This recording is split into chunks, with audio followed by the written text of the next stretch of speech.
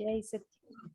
नमो वितरागाय, नमो वितरागाय, नमो अरिहंताणम, नमो अरिहंताणम, नमो सिद्धाणम, नमो सिद्धाणम, नमो आयरियाणम, नमो आयरियाणम, नमो वज्जायाणम, नमो वज्जायाणम, नमो लोये सवसाहुणम, नमो लोये सव साहुनम, ऐसो पंचन मुक्कारो, ऐसो पंचनमुक्कारो, सवपावप्पणासनो, सौवपावप्पनासनो, मंगलाणं च सवेसिं, मंगलानं च सौवेसिं, पद्मं हवै मंगलम्।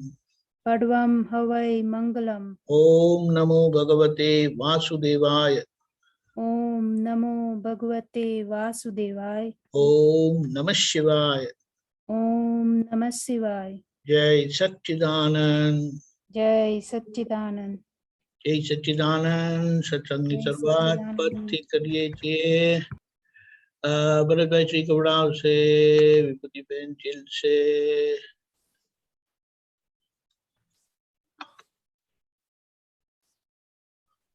जय सच्चिदानंद। जय सच्चिदानंद। आनंद।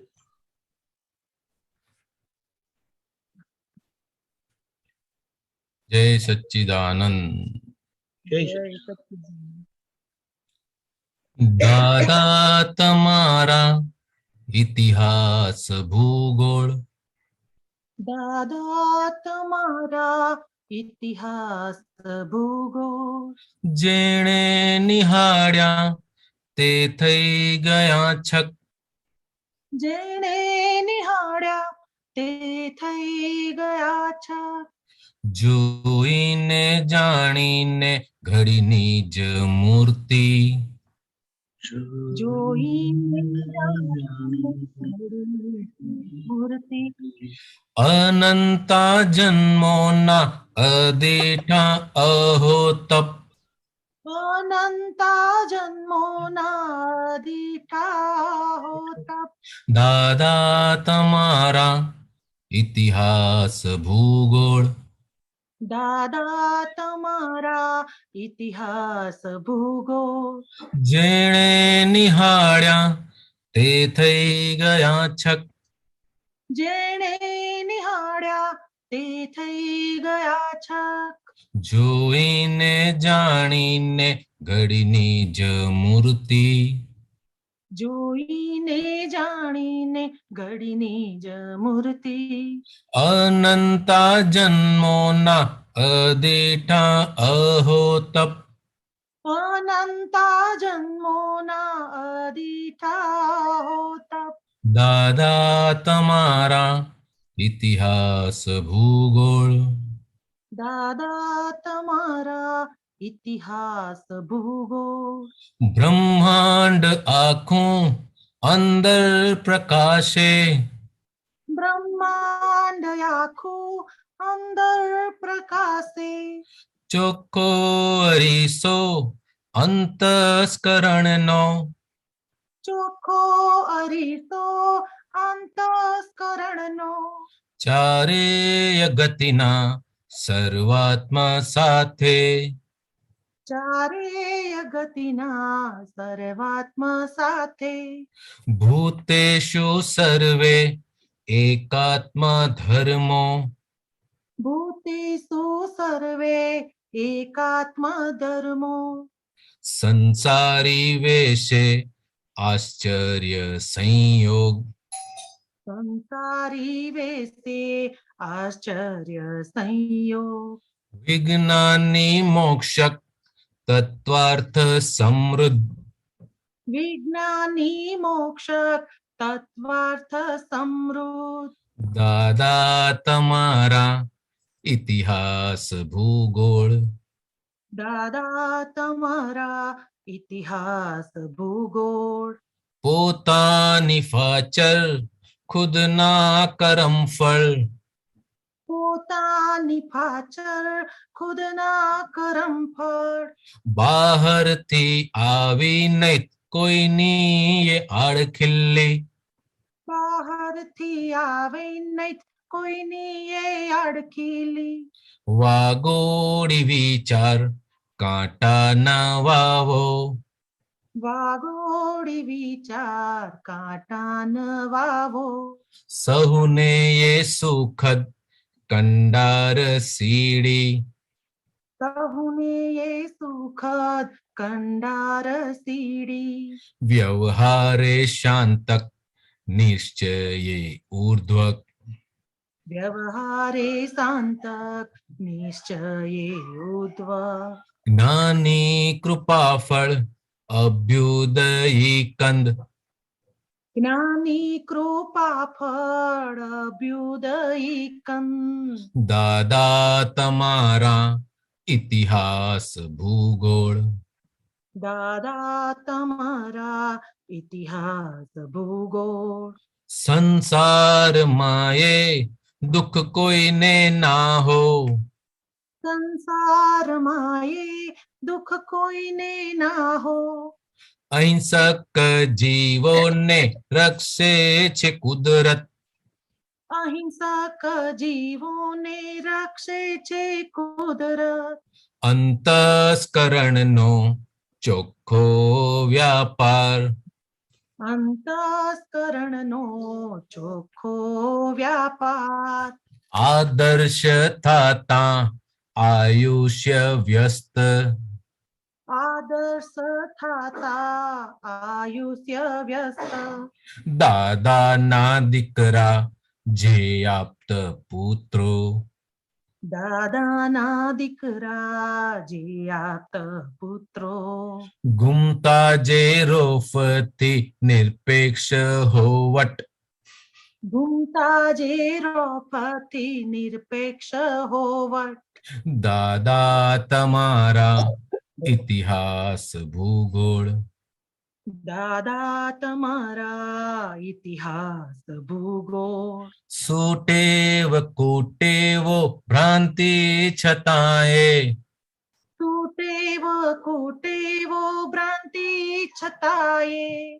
નિષ્ઠામાં ધરજે સંપૂર્ણ શુભ યોગ. નિષ્ઠામાં ધરજે સંપૂર્ણ શુભ યોગ.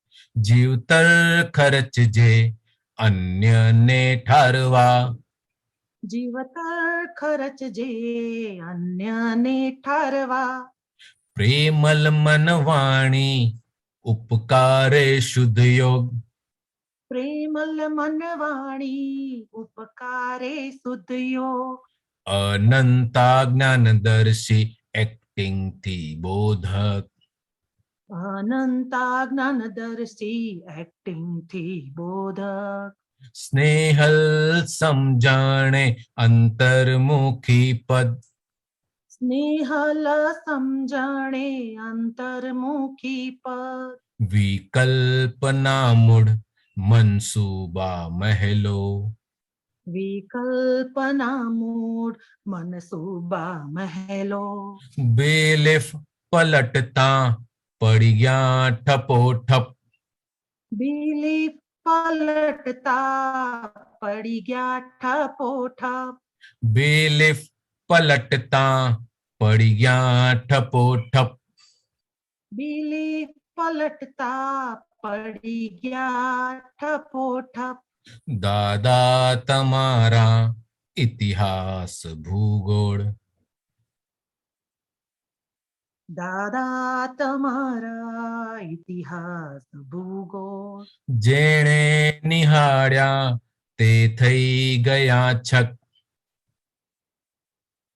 જેણે નિહાળ્યા તે થઈ ગયા છક. દાદા તમારા ઇતિહાસ ભૂગોળ. દાદા તમારા ઇતિહાસ ભૂગોળ. જેણે નિહાળ્યા તે થઈ ગયા છક. જેણે નિહાળ્યા તે થઈ ગયા છક. જય સચ્ચિદાનંદ. જય સચ્ચિદાનંદ.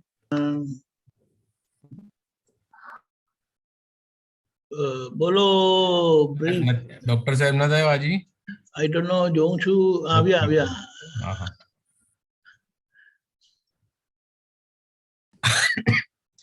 એટલે આમાં એક એવું હોય કે આ દાદા ભગવાનને જેમણે જોયા, નજદીકથી જાણ્યા, તો એ લોકો તો બધા આફરીન બી થઈ ગયા અને છક પણ થઈ ગયા કે હાઉ ઇટ ઇઝ પોસિબલ, કે આવું કેવી રીતના થઈ શકે. દાદા ભગવાનનો આ જન્મ, એનો ઇતિહાસ અને એમનો જે વ્યાપ હતો અત્યારના જ્યાં ગયા એ વ્યાપ, અને જ્યારથી ઋષભદેવ દાદા ભગવાનના સમયથી એમને અક્રમની જે શોધખોળ કરવી હતી ત્યાંથી લઈને અત્યાર સુધીનો ઇતિહાસ, આ જન્મ સુધીનો, અને હમણાં જે અક્રમ પ્રાપ્ત થયું એનો વ્યાપ 14 લોકની અંદર જે વ્યાપ થાય એ જોઈને જાણીને બધા જેણે દાદા ભગવાનની નજદીક આવ્યા એ લોકો બધા છક્ક થઈ ગયા કે હાઉ ઇટ ઇઝ પોસિબલ, આ કેવી રીતના થઈ શકે, મનુષ્ય દેહની અંદર આવી રીતના જ્ઞાન કેવી રીતના પ્રગટ થઈ શકે. દાદા ભગવાનને આ પોતાની નિજ મૂર્તિ એટલે કે જે આ પરમ પ્રેમ સ્વરૂપ, જે મૂર્તિ સ્વરૂપ કહેવાય, વાત્સલ્યની મૂર્તિ, એ આખા જન્મ બધા જો આ પોતાની ભૂલો જોઈને જાણીને એમાંથી આ મૂર્તિ અત્યારના પ્રગટ થઈ ગઈ હતી. અનંતા જન્મોના એમણે જે તપ કરેલા એને પ્રતાપે આ દાદા ભગવાન અંદર પ્રગટ થયા હતા. આખું બ્રહ્માંડ એમની અંદર પ્રકાશતું હતું, કારણ કે એમનું અંતસ્કરણ અરીસા જેવું ચોખ્ખું હતું. અંદર હવે પરમાણુ એકે બાકી નહોતા રહ્યા કે જેને એમણે ચોખ્ખા કરવાના હોય. ચારે ગતિના જેટલા આત્માઓ છે દાદા ભગવાન બધાની સાથે વાત કરી શકતા હતા, બધાની વાત સમજી શકતા હતા. એવો એમણે એકાત્મ યોગ સાધી લીધેલો હતો. આ પાછું આશ્ચર્ય એમ કહેવાય કે એમનો આ વેશ જે હતો, જે વેશમાં એમને જ્ઞાન પ્રાપ્ત થયું એ જ વેશમાં એમણે આખું જીવન એમનું ગાળ્યું. કોઈ જાતનો બીજો ફેરફાર કર્યો નહીં. ખાલી એમને મોક્ષ જ બધાને આપવો તો એવું જે તત્વ દર્શન લઈને આવેલા એમણે એ તત્વ દર્શન આપણને સૌને આપેલું છે. દાદા ભગવાન કહે છે કે આપણી સાથે જે કંઈ પણ થાય છે તે આપણે બધા પૂર્વે જે કર્મો કરેલા હતા એમનું જ અત્યારના આપણને રિઝલ્ટ મળી રહ્યું છે. આ દાદા ભગવાનની અદ્ભુત શોધખોળ હતી. દાદા ભગવાને જેટલી શોધખોળ કરેલી એ આપણને એમણે હસતા 1 કલાકની અંદર આપી દીધી. હવે કહે છે કે તમે આ મન વચન કાયાના જોનારા અને જાણનારા થઈ જાઓ. તમે રિયલ સ્વરૂપમાં તમે આ શુદ્ધાત્મા છો. આ મન વચન કાયા છે તે એનાથી અલગ છે. અને આજે મનુષ્યનો ભાવ મળ્યો છે તો હવે બીજાને સુખ આપવું છે. સુખની દુકાન ખોલી નાખો તો તમને કાયમનું સુખ જ પ્રાપ્ત થશે. વ્યવહારમાં પણ શાંતિ અને નિશ્ચયમાં પછી ટોપ પર જતા રહેશો. અને આ બધું દાદા ભગવાનની કૃપાથી થઈ રહ્યું છે. આપણે સંસારમાં હવે કોઈને દુઃખ આપવું નથી એવો નિશ્ચય કરી લીધો છે. દાદા ભગવાન કહે છે કે જે અહિંસક હોય છે એને કુદરત એનું રક્ષણ હંમેશા કર્યા કરે છે. આપણા અંતસ્કરણમાં એટલે કે હવે ઘાટવાળો વેપાર ક્યાંય રાખવો નહીં. નિર્ઘાટ વેપાર રાખો. કોઈની પાસેથી કશી આશા રાખવી નહીં. સામે જે આવ્યો તેનો સમભાવે નિકાલ કરવો તો આપણું આયુષ્ય એકદમ સરસ, સારું અને કોઈની પણ સાથે તકલીફ વગરનું પસાર થઈ જશે.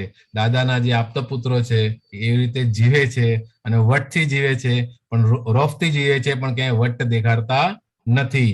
એમને કોઈ અપેક્ષા છે નહીં એવું આ એની અંદર કહેવામાં આવ્યું છે. આપણે જોઈ રહ્યા છે એવું બધું.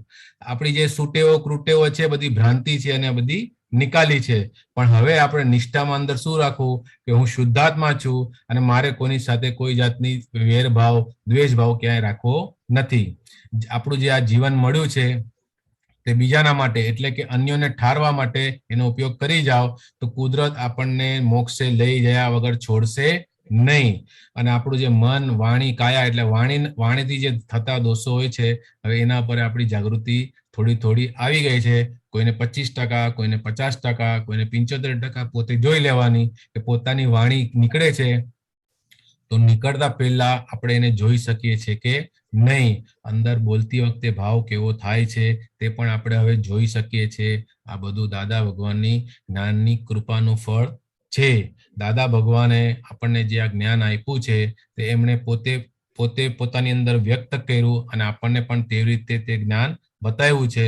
અનેક બોધકળા દાદા ભગવાને આપણને દેખાડી છે અને આપણને તે જ બોધકળા આપીને ગયા છે.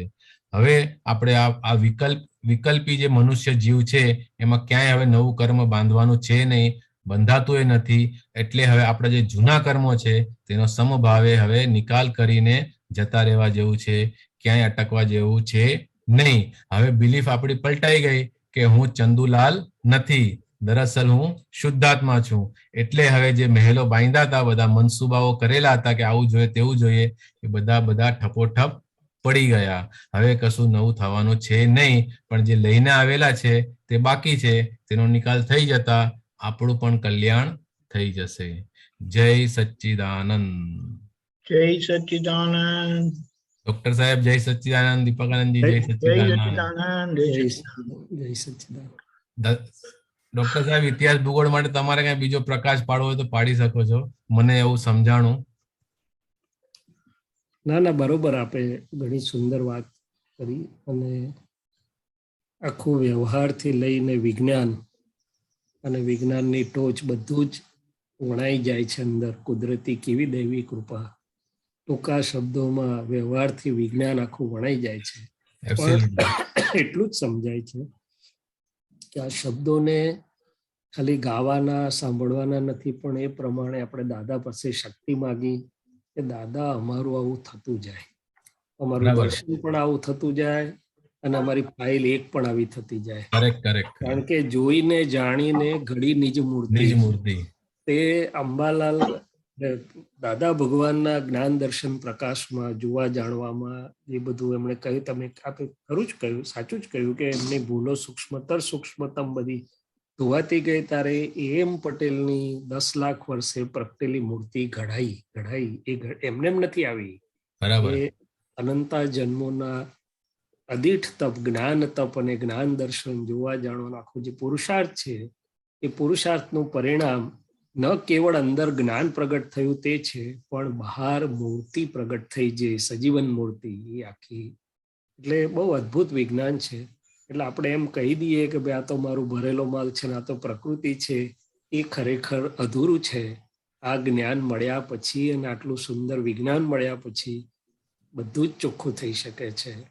અને વારંવાર એક જ વાત કરી છે અંદર કે સૌને ઠારે, સૌને સુખદાયી થાય, હા. સૌને ઠંડક આપે એવો વ્યવહાર, એવું થાય એવું જોજો. પછી આપણે બધી મન બુદ્ધિ ચિત્ત અહંકાર બધી દલીલો કરે કે મારું તો આમ છે ને એ તો સમજતો જ નથી ને આમ કરવું જ પડે ને વ્યવહારમાં. અલા ભાઈ, જ્ઞાનીના ધરુવ કાંટે સમજીએ તો બીજાને ઠારે તે જ વ્યવહાર સાચો ને તે જ વ્યવહાર ખરો. બાકી બધું આપણું માનેલું બુદ્ધિનું દોડડા પણ બધું નકામું. સંઘર્ષ કરાવડાવે, અંદરે કરાવડાવે, બહારે કરાવડાવે. એટલે બહુ સમજવા જેવું છે કે સૌને સુખદાયી, આખી વ્યવહારની ચાવી એટલે ટૂંકમાં એક જ વાક્યમાં આપી એમણે કે સૌને સુખદાયી થાય એ સાચું. બાકી એ સત્ય અસત્ય તો આપણા માનેલા સત્ય છે એમ. અને એવું થતું જશે. એ જ રીતે પેરેલલી નિશ્ચય આખો ઉગાડો થતો જશે, ખીલતો જશે. બહુ સુંદર સાહેબ. જય સચ્ચિદાનંદ. સજીવન મૂર્તિની ભજનાથી મોક્ષ છે, દાદા સંગે એકતાથી સ્વાનુભવ ચોક્કસ છે, સ્વાનુભવ ચોક્કસ છે. સાહેબ આ એકતા એટલે શું? પણ અપેક્ષા ન લાગે કે દાદા જુદા છે ને હું જુદો છું એમ. હા, એ તો બરોબર. શબ્દથી તો હું કહું કે દાદા ને હું એક છીએ, પણ શબ્દથી એકતા નહીં.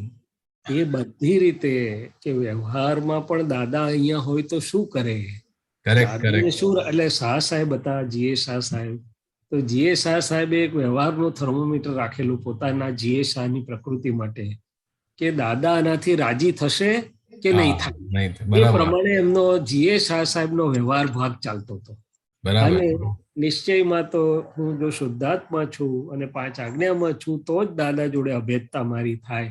પણ વ્યવહાર અભેદતા ખાસ તો મને એવું સમજાય છે કે આપણો જે વ્યવહારનો ભાગ હજી બાકી રહેલો અશુદ્ધ ભાગ, અને એમાં હજી આપણને બધું કરવા છતાં મન બુદ્ધિ ચિત્ત અહંકાર ભૂળવી જાય છે. ત્યાં પછી દાદા રાજી થાય કે ના થાય? દાદા હોય તો શું કરે? હું દાદા જોડે અભેદ છું કે નથી જો તપાસ કરી.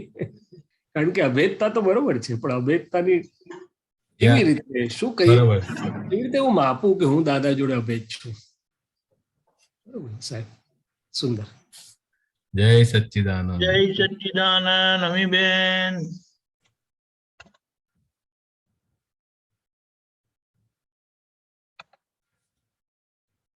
જય સચ્ચિદાનંદ દીપકાનંદજી. જય સચ્ચિદાનંદ શૈલેષાનંદજી. શૈલેષાનંદજી, પ્રશ્ન પૂછું એના પહેલા કહું કે હમણાં ભરતભાઈએ જે એક વાત કરી ને બહુ ગમી, કે બધા આપતા પુત્ર રોફ થી ફરે છે પણ રોફ બિલકુલ પણ દેખાતો નથી એમનો.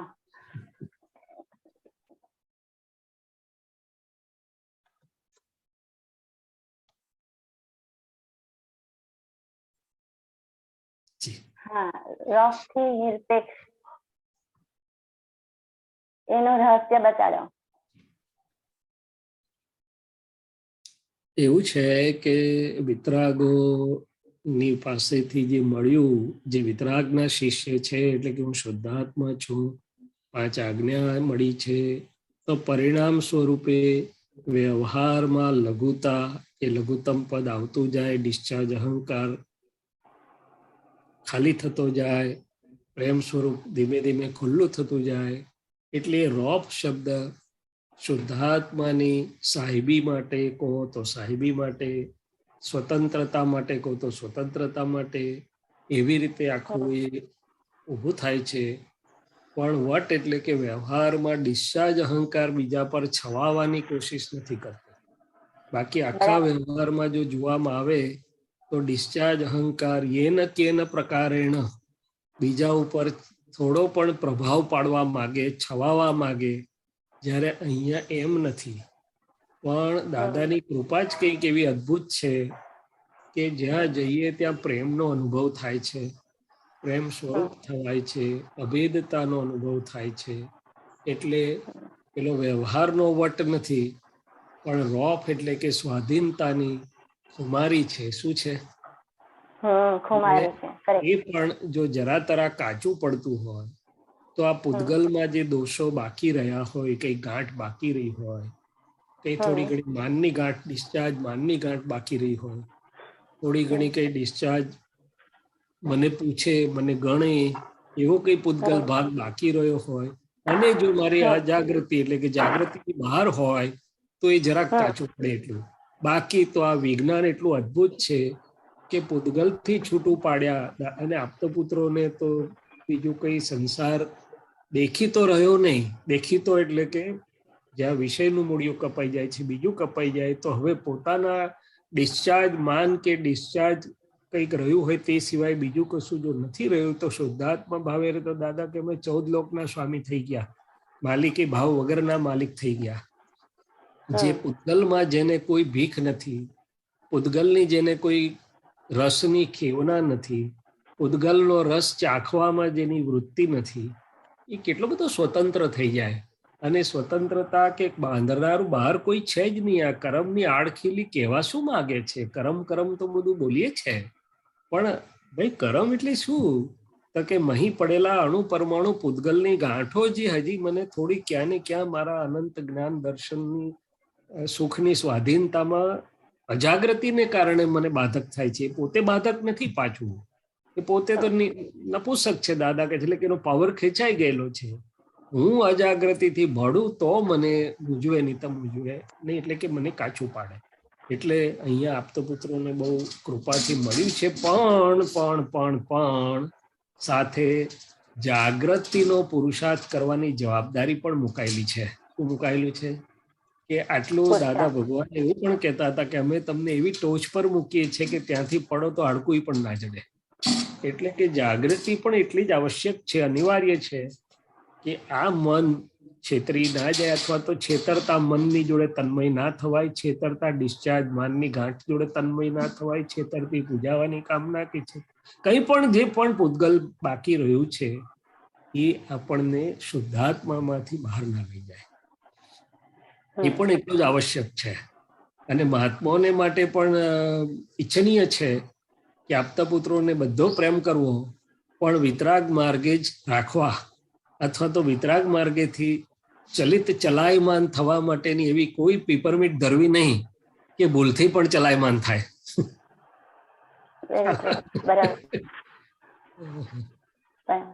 હા, પ્રશ્ન પૂછું બીજો? ભરતભાઈ સાહેબ, એક મિનિટ.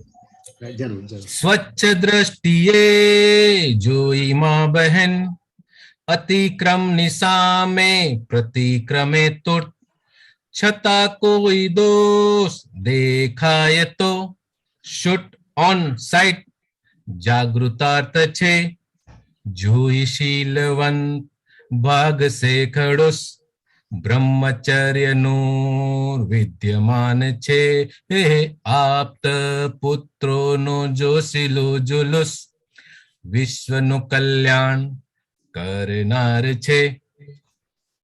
આ દાદાની દ્રષ્ટિમાં જે હતું, દાદાનો અંતરાશય અને એમણે જે કૃપા વરસાવીને કવિરાજીજી ઝીલ્યું એ એમણે એમનાથી લખાઈ ગયું છે.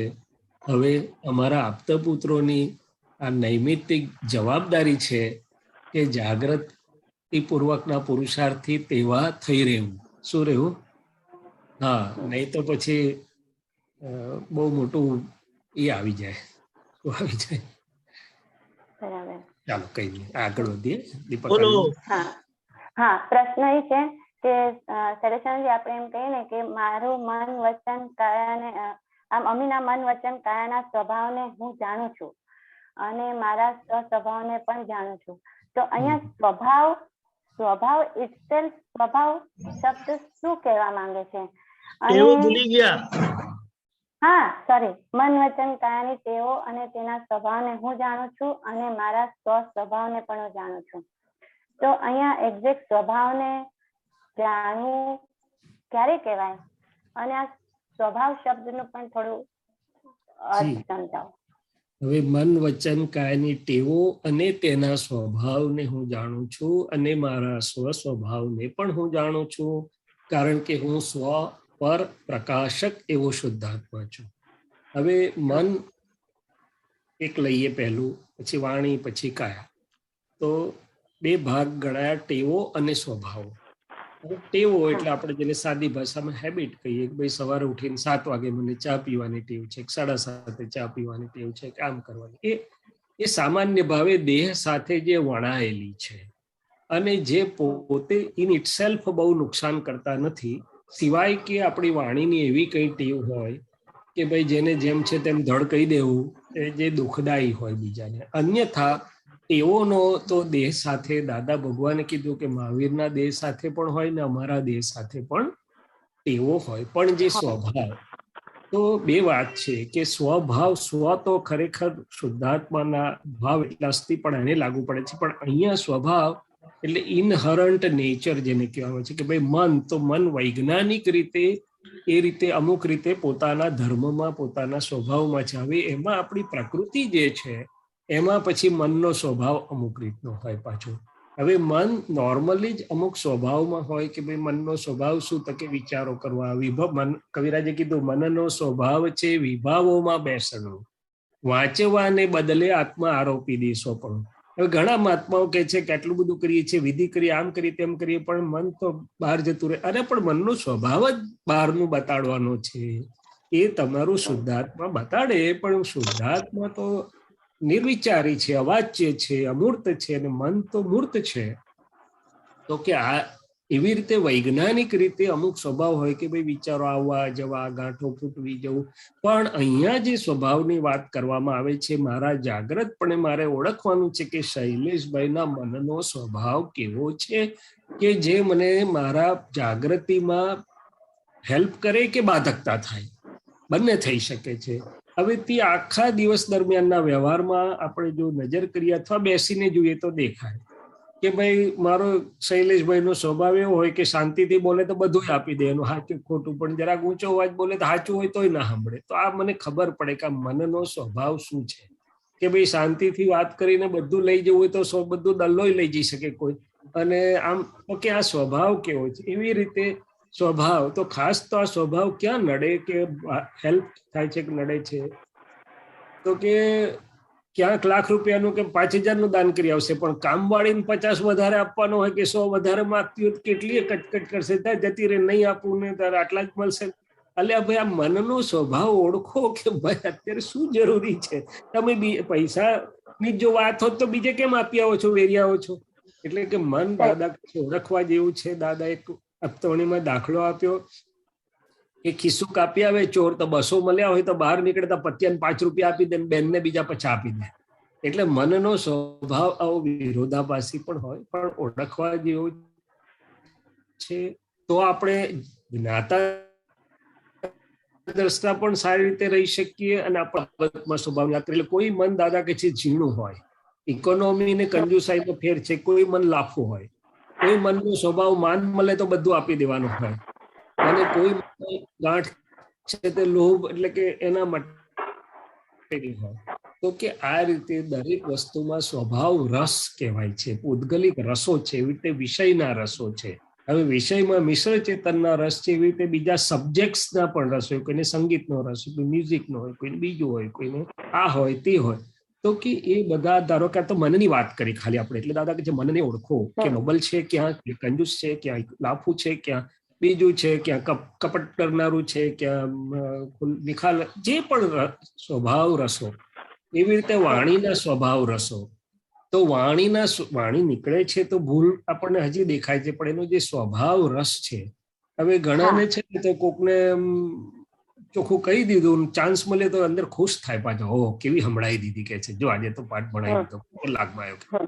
તો કે આ પાછળ જે બધા પૂદગલિક રસો રહેલા છે, ત્યારે બીજાને રસ એવો હોય મહાત્માને કે એને ઠંડક થઈ તો મને આનંદ છે, નહીં તો ભલે સાચું પણ બરોબર નથી.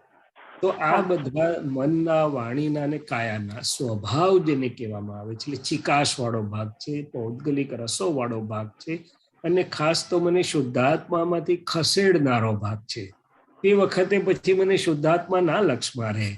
મારા લોભનો રસ વચ્ચે આવ્યો હોય કે આટલો બધો ખર્ચો તો હતો, આટલા બધા પૈસા તો અપાતા હશે, ને કામવાળીને તો બધી આટલું બધું તો અપાતું હશે, કોક આપે તોય મારો શુદ્ધાત્મા જતો રહે કે ભાઈ વ્યવહારમાં રહો ને, બગાડો છો શું કરવા. અલ્યા પણ શુદ્ધાત્મા રહે ને પછી જે વ્યવહાર આવ્યો તેને સમજ.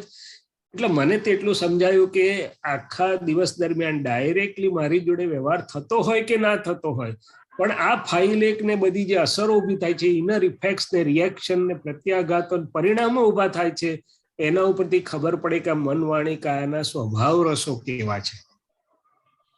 એમાં બહુ અસરો ના હોય, સ્વભાવમાં અસરો બહુ હોય, અને પછી અંદર ના એને સમન થાય ને પછી બહાર નીકળે બધું, જે આવે અડફટે ત્યાં નીકળે, ધીમું કે બહાર. એટલે આ પર વસ્તુના પ્રકૃતિના સ્વભાવ રસો, મન, વચન, કાયની ટેવો અને તેના સ્વભાવને હું જાણું છું. અને મારા સ્વસ્વભાવમાં તો જે હું ટંકોત્કીર્ણ છું, અસંગ છું, નિર્લેપ છું, ચૈતન્ય સ્વરૂપ છું, કેવળ જ્ઞાતા દ્રષ્ટા માત્ર છું, એ બધા મારા સ્વભાવના ગુણો છે. તો કે આ બંનેને હું જાણું છું એમ કહેવા માંગે છે. સમજે? એટલે દરેકે પોતપોતાની ફાઇલ, દાદા એવું કહેતા પ્રકૃતિનો ફોટો પાડજો. એટલે પ્રકૃતિનો ફોટો પાડીએ તેમાં આ બધા સ્વભાવ રસો ઓળખાય આપણને. શું થાય? અને એ તો આપણને ના ઓળખાતા હોય ને તો ઘણી વાર તમને કહ્યું ત્યારે આપણે પ્રકૃતિ પાછી પ્રોટેક્શન કરીએ.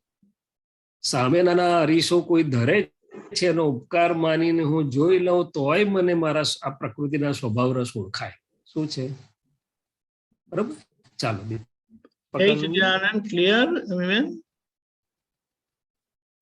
અમીબેન નો મ્યુટ છે. અમીબેન અનમ્યુટ કરો. એમનું હા, જય સચ્ચિદાનંદ. ડોક્ટર બંકિમભાઈ, ચાલો આગળ ચાલીએ. જય સચ્ચિદાનંદ શૈલેષ આનંદજી, જય સચ્ચિદાનંદ દીપક આનંદજી, જય સચ્ચિદાનંદ. પ્રગટ અનુભવ જ્ઞાન સૂત્ર શ્રેણી 24 નું 246 નંબરનું સૂત્ર છે.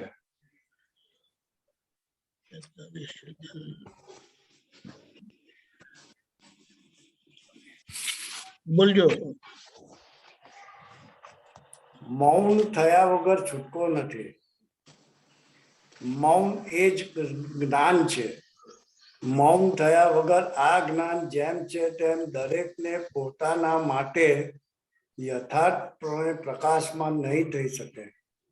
કોઈને પણ પોતાના માટે જો પડી હોય તો આ એક ત્રિકાળી સિદ્ધાંત છે.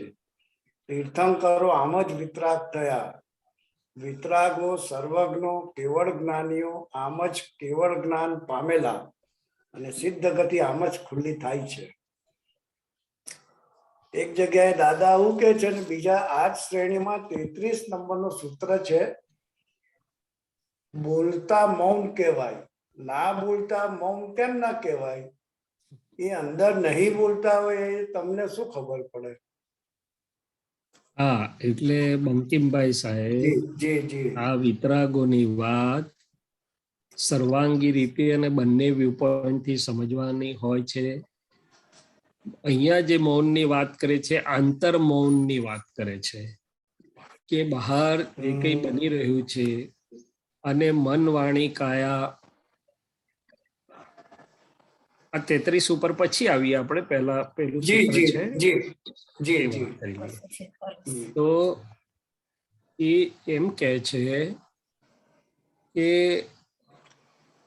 મૌન એટલે આ બહાર બની રહેલી વસ્તુઓ કે શૈલેષને જે કંઈ વ્યવહાર ભેગો થાય છે, 5 ઇન્દ્રિયો થકી જોવાય છે કે જે કંઈ પણ થાય છે, અને એને લીધે પ્રકૃતિના પરિણામો પણ ઊભા થાય છે, બધું થાય છે. પણ મૌન એટલે હું શુદ્ધાત્મા સ્વભાવમાં રહું, અદીઠ તપના ભાગમાં રહું, એ પરિણામો અને શુદ્ધાત્મા વચ્ચે અંતરાત્મ દશામાં પ્રજ્ઞ પ્રકાશમાં મૌન એટલે કે મારું રિએક્શન ના હોય, પણ જ્ઞાને કરીને એને જોઉં, જાણું, શમન કરું, ફાઇલને સમાધાન આપું, શુદ્ધાત્મામાં રહું. એટલે અંતરના પરિણામો જેટલા શમ્યા, સંયમિત થયા, ત્યાં આગળ મૌન છે. મૌન એટલે મુનિપણાને લાગુ પડે છે, અથવા તો આ મુનિપણું એટલે કે મૌન એટલે કે અંતરના સંયમ પરિણામો, અથવા તો આ પરિણામોને જ્ઞાને કરીને જોયા એમ કહેવા માંગે છે. એટલે એને પ્રત્યાઘાત ના આપ્યો કે છે. શું કર્યો? એટલે એક વાક્ય છે કે વિતરાગોની પર ફૂલ ચડાવો કે ઢેખાડો મારો, એનું પ્રત્યાઘાતી ના હોય એમને. હવે પ્રત્યાઘાત દેહના લેવલ પરની વાત નથી, અંતરના લેવલ ઉપર અંતરાત્મ દશા જ્યારે જાગ્રતપણે સંપૂર્ણ જ્ઞાનથી રહી શકે છે ત્યારે આ થાય છે. શું થાય છે? એટલે આ જે મૌનની વાત કરે છે તે અંતરમાં, અંતરાત્મ દશામાં, પ્રજ્ઞ પ્રકાશમાં જ્ઞાને કરીને રહેવાથી આપણે ત્યાં સંયમિત આખા સંયમ પરિણામ ઊભા થાય અને પ્રકૃતિના પરભાવોના પૂતગલ પરિણામમાં ભળીએ નહીં આપણે. ત્યાંની વાત છે. બહારનું મૌન હો કે ના પણ હો, પણ અંતરમાં આવું હોય. હવે 33મા નંબરના સૂત્રો. હવે ક્રમ માર્ગ જે હતો તે ક્રમ માર્ગમાં ગૃહ ત્યાગનો ઉદય આવે, એટલે કે બધું સર્વસંગ પરિત્યાગ થાય ને પછી છદ્મસ્ત દશા કહેવાય કેવળ જ્ઞાન થતા પહેલાની, એમાં એ લોકોનો ઉદય એવો હોય કે બાહ્યમાં પણ લગભગ મૌન હોય. ધારો કે મહાવીર સ્વામી હોય તો પણ એવું એનો આગ્રહથી ના હોય, એવું કુદરતી હોય, પણ મૂળ અંતર મૌનથી હોય છે. અંતરના પરિણામથી, જાગ્રત પરિણામથી હોય છે. બહારમાં ઉપચાર વાણીનો હોય એ ખરો, જ્યાં જરૂરી હોય ત્યાં હોય. ધારો કે મહાવીર પ્રભુ નીકળે છે અને ચંડ કૌશિક મળે છે રસ્તામાં, હજી તો કેવળ જ્ઞાન પહેલાની વાત છે, તો નીકળે છે વાણી બૂજ બૂજ એમ કરીને, પણ એ બાકી અંતરમાં આખું સિદ્ધાંત આ અંતરની વાત છે.